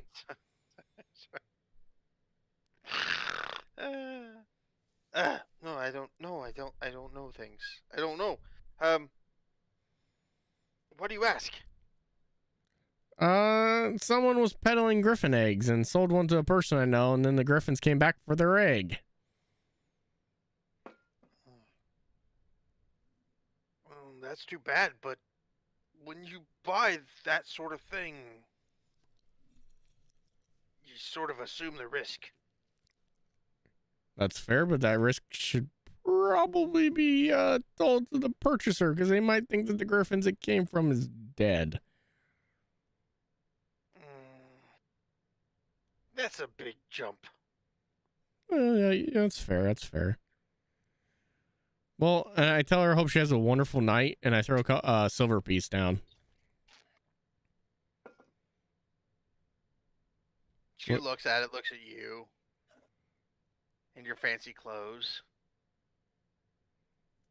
puts it in her pocket, and seems annoyed. Isn't that a good amount of money for this place? I don't know, probably, but you're dressed all fancy. Oh, but she knows me. Right. And that's where I come down here and get my information all the time. I relay all the information you just heard to you, Jeff. The whole reason I did it, and I tell your character, the only reason I did that in Orcish is to be more comfortable with her. I just shrugged my shoulders and I'm like, okay. So there, essentially, we just know that to go to a person named Joe. Was the Joe a legit thing? Mike, were you just being facetious? I mean, if this is just a red herring and nothing, then we can end it. I don't really care. Sorry, give me an insight check. You talk to her, Fox. It's Okay. on you. Yeah, that's fine. I'm doing it. Probably gonna be a shit roll. No, it's a good roll. Yeah, no, that was just her being like, hey, I don't know what the fuck you're talking about. Oh, okay. She just gave you a dumbass name. She didn't have any. I Yeah. just shrug my shoulders, and at this point, and just as we're walking out, she just gets a feeling that someone is thanking her. She's very as I'm walking out. like if you look back at all, she just looks kind of confused. Yeah. Fox, you would know, like, with your inside check and with your history, that, like, people selling shady shit It's pretty common, is super common especially in here. Blackhaven, Yeah. and there's kind of an unwritten, like, we don't talk about people selling shady shit. We just accept it. Like, there's a very, like... Well, seeing I grew up here at this point, I think I know where maybe that kind of ware would be sold. Which area or which peddler would be doing it? It would be the Black Pigeon. Like, without a doubt, that sale happened within the Black Pigeon. But like, as far as who was doing the selling or what was sold, that kind of shit is generally left better unsaid. Because shady shit is sold pretty frequent. Well, I mean, if it sounds like it's a dead end, it's a dead end. I was just curious, and if it's that common in this particular place, and if you're explaining it to me as such, then it's like, then it's kind of like I just kind of look at him and goes, well.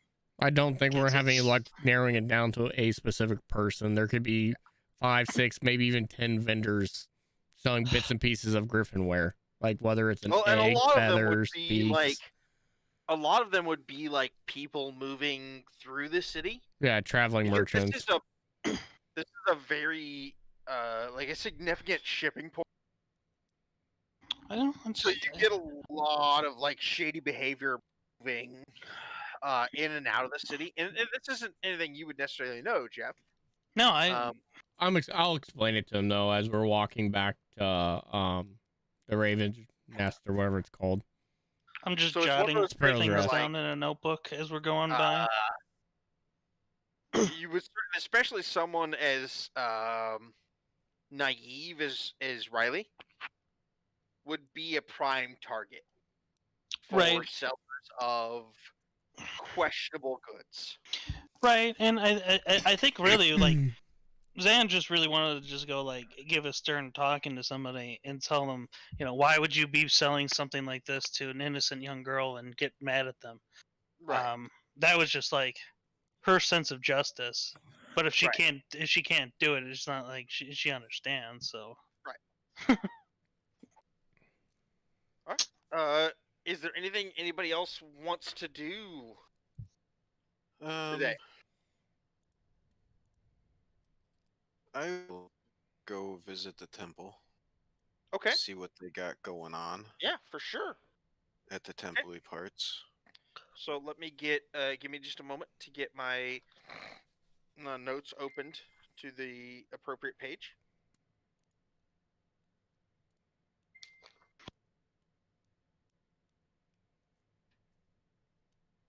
Okay. So as you enter the temple, you see written in common, etched into the face of the temple, the name Altar of the Gods, or Altar of Gods. That's it. Just. Okay. Is there anybody in here? There is. So as you enter, I'm sorry. I'm trying to get to.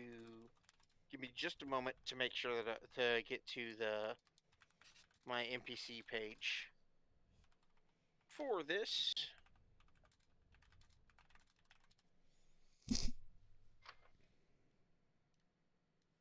Okay, hold on just a second. Sorry.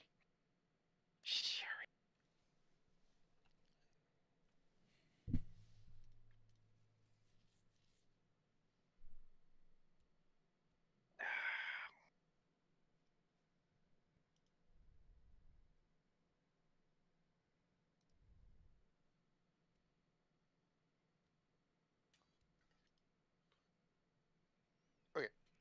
So as you enter, you see a halfling woman with like a dark skin,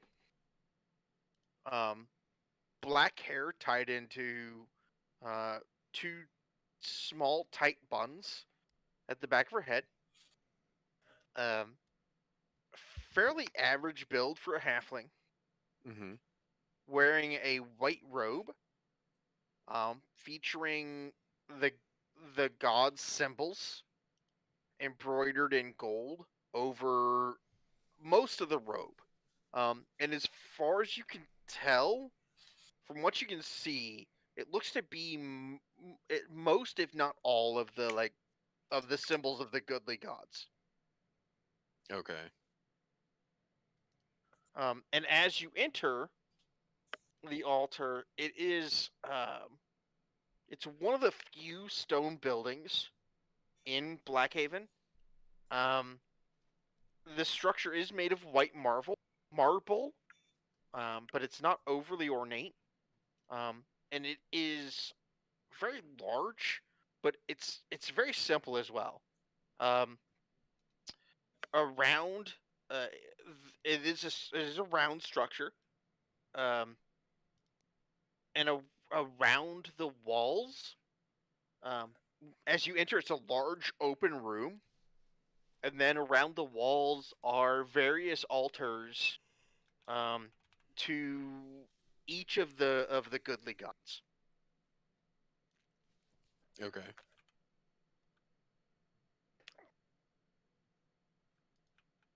I will look for the altar of Malil.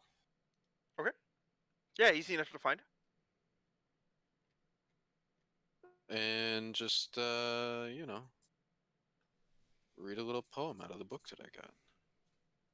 Okay. Yeah. As you're praying, Lorana, who is the priestess, walks over behind you, but doesn't speak. Doesn't interrupt you. Seems to just be kind of waiting.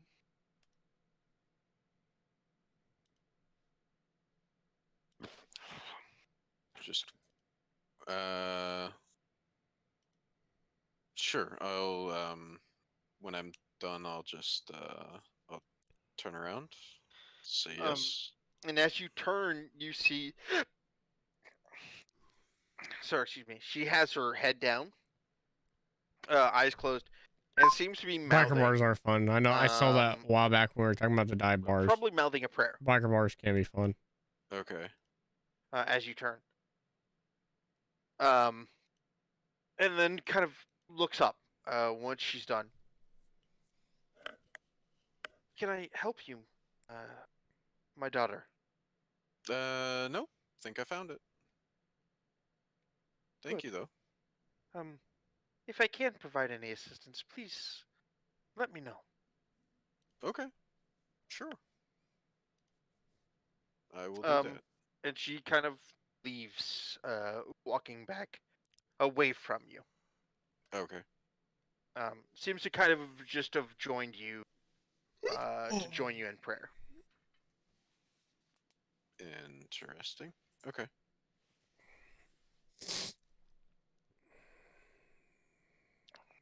That's it. That's all I wanted to do is just have a little. Okay. Have a little chat. Is there anything anybody else wants to do?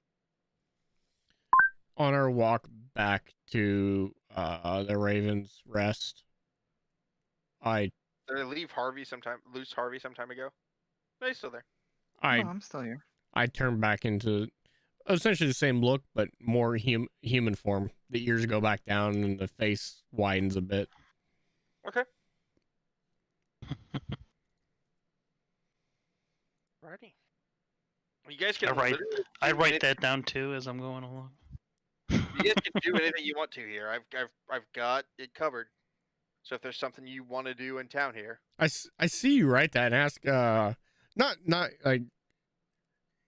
Just more inquisitive. Like, well, I'm curious. Have you never seen a changeling, or are you writing that down? No, but I'd create someone they can at will change their shape. That's new to me. I don't know. Are there a lot of you? I haven't seen any. I don't know. I don't even know. I don't even know who my parents are. I suppose that would be difficult to find in the first place if they could be anyone or anything. We typically don't go in our natural form, so yeah. And I don't even know who my parents are. They could be anyone in this town. They could not be in this town. So, yes, never seen one before. It's interesting. Just like the woman that could speak telepathically. Did you know that other one could speak telepathically? Oh my god, it's so cool! I did not know. That's fantastic. Tell me all about it. But you want to see a really neat trick? So when we get back to Raven dressed, I offer to either you come to my room or I go to your room to show you a super neat trick. Whoa. I need an adult. No, not that kind of trick. Sorry. I am an adult. No, you're not. No, Dad. Ayla's you're the not. only adult. Apparently. I'm technically, In my eyes, I am. I'm an adult. No, I was joking. I don't say that. I'm curious though, so I'll say sure. Okay. I don't have any ill will towards you yet, so. So when we get back, I said it's not just limited my changing. So I take you up to my room. I said it's not just limited to human or elf or whatever. And I take a good look at you, and I think I can turn into your race because it's generally a humanoid like figure, just smaller with ears and a different skin color, right? Generally speaking, yes. I turn into you, but with male features. I'm just fascinated by it. I'm just writing everything down now. And now I'm just like walking around you, just writing down as I'm looking my observations. Once you've done a full 360, I turn into Tave. Oh God. Just look at that one. It's like, yeah, I've seen that one before. Slightly unimpressed. Then I turn back into myself, the human version of myself. See, as long as it's a humanoid, I can do it, I guess. I was raised in an orphanage, and they used me as an actor in the local theater troupe because I could be anyone or anything. I can be adult, child. That's interesting. Yeah. Yeah. I'm just me, so I'm less interesting. But that's really cool. And then, just give him a thumbs up in his mind because I can. I smile because I like to fuck with people. It doesn't mess with me at all. I give you this a wry smile because I think that's pretty cool. I'm the only one I've ever met a Me Too, so. So you wouldn't actually be because are you actually small? That's you. I am considered a small creature until level 5. So you wouldn't actually be able to change into until he's not small. He has to be a medium-sized creature. You can't change your size category. Nope, you're right. So I still turn into Tave and I said I can. Yeah, not an issue. Yep, I turn to Tave. I turn into anything that we've seen that fits that. I just keep transitioning forms as long as Zensia wants me to do it. And I explain the whole acting. I tell my backstory. Are the clothes ripping and tearing as you became a giant orc? Nope. Okay. Your clothes are magic then too? They are part of the whole thing. Yeah, it doesn't. It's a little bit weird. It's pretty vague on the clothes. It says if the clothes change to fit your new shape. If that's the case, I'm noting that down as an interesting fact. Yeah, it's just definitely an interesting thing. Yeah, I would say yes. Just looking at him wow, even the clothes change too. That's weird. I'm just looking at it. They said your clothing equipment aren't changed. It's the same clothes, but it changes to fit me. So the same garb. No, I hear you, but it clearly is changing. So I mean, if you went from being 8 foot to 5 foot to all around and whatever, Okay. Right. Yeah, I can't put on Tave's clothes or your clothes. I can't make my clothes do that, but. No, but whatever. Yes. Yeah, you get. And then I would have asked you if your clothes are enchanted, though. No, not. No, these are just real common fancy clothes.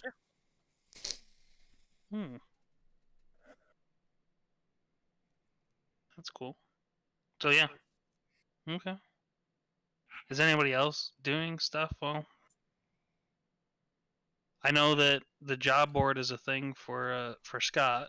I do teach you. I do also show you my natural form, which is just a white, ambiguous looking humanoid. Right about that. Yes. I'm furiously drawing sketches now. Paint me like one of your French girls. Jesus Christ.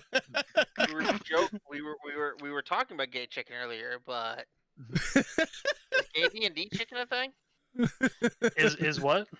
Is gay D&D chicken a thing? Well, technically speaking, like, I mean, my character is female, so. I'm still pretty sure me or But Harvey is beat, is is 100% not interested. Sorry. Damn. I'm still like 99% sure that Harvey D&D. So. No, I mean everything from my end is just like purely intellectual. Like, just is fascinated by the species, about the changing writing, taking notes, showing that, like, the clothes change with them, they're not magical, question marks on how that's actually effing possible, and then just writing a note of, like, must be magic but not really sure. I also speak several different languages, and I bounce between Common, Draconic, Dwarvish, Elvish, Giant, Gnomish, Halfling, and Orc. I know, like, only a couple of those. I understand some of what you're saying. All right, Harvey or Glenn, have you guys got anything you want to do? No, I'm just taking my time in the old temple. Jet 4? All right. Then I think that's what I got. Yeah, I think this was a good start, good first session. Good session Yeah. one. Lots of good RP. Lots of cool stuff happening. Rick's taken to Zencia. Not just like as an intellectual side. Your curiosity piques his interest. Okay. I'm just fascinated by everything that's around me. So. I know it. Hopefully, So, how did I just want an honest evaluation, so I can improve if I need to going forward. As far as like session 0 and like organically bringing a group together, was that a decent? Yeah. Did that work reasonably well? Oh yeah, it was great. It gave us a reason to all be in a bar.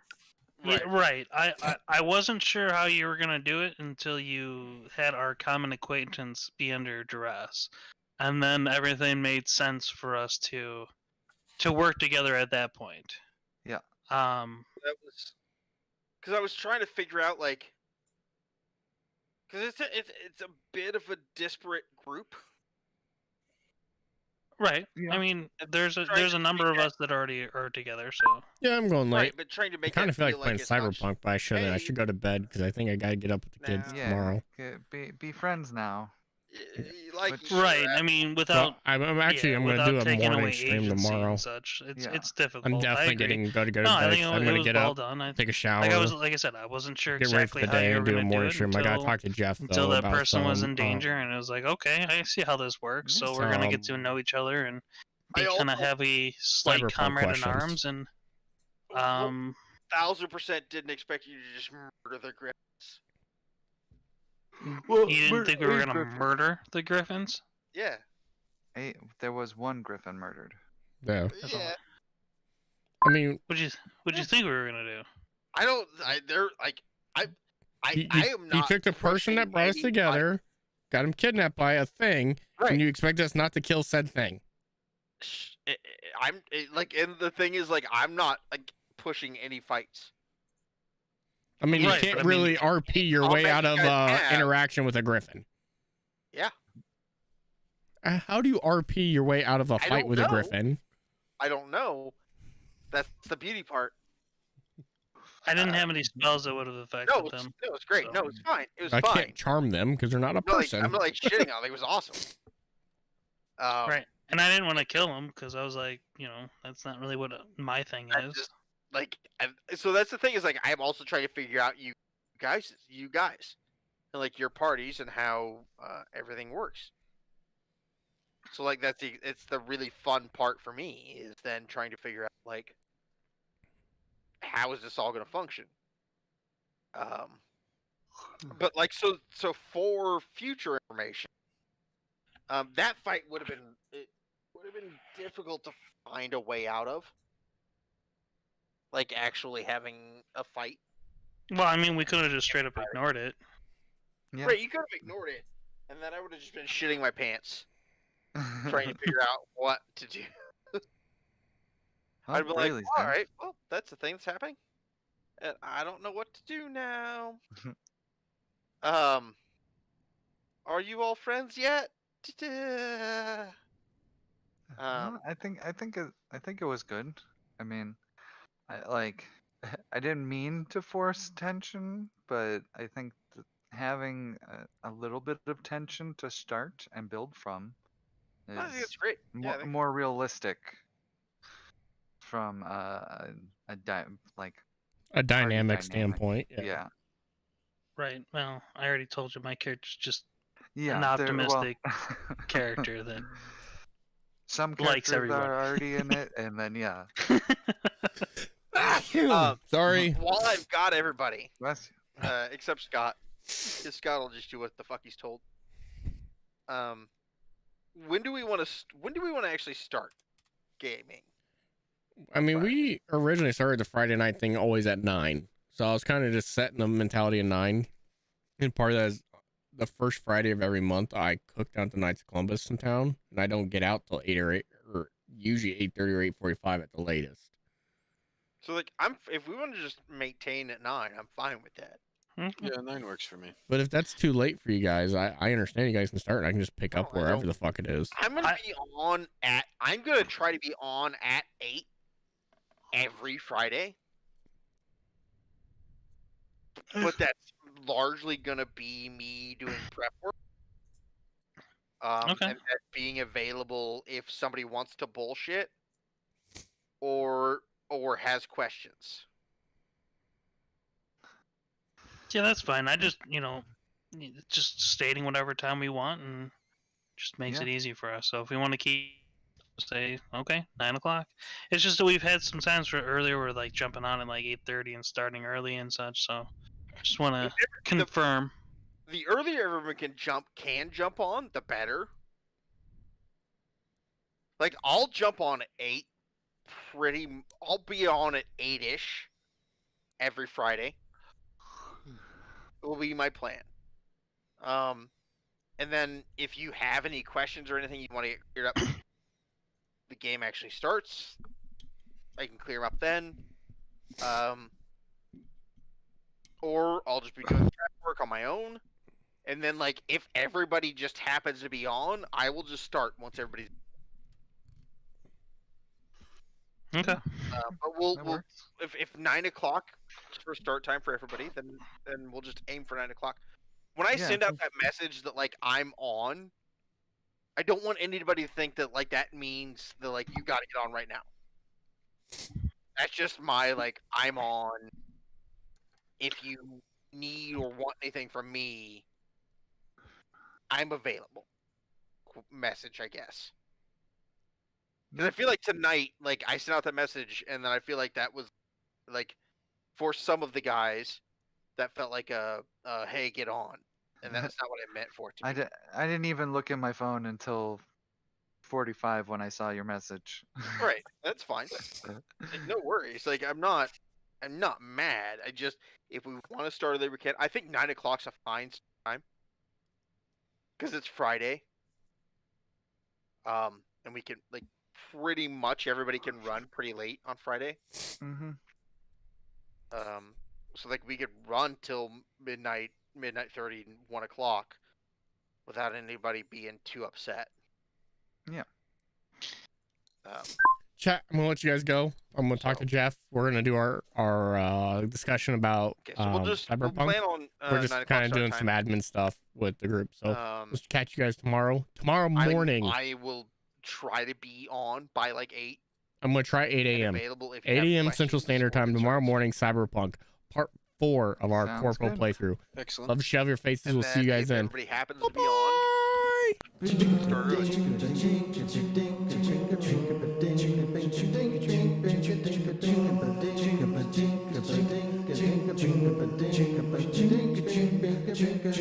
the door, just in time. Head down the 405. Gotta meet the new boss by 8 a.m. The phone rings in the car. The wife is working hard. She's running late tonight again. Well, I know what I've been told. You gotta work to feed the soul. But I can't do this all on my own.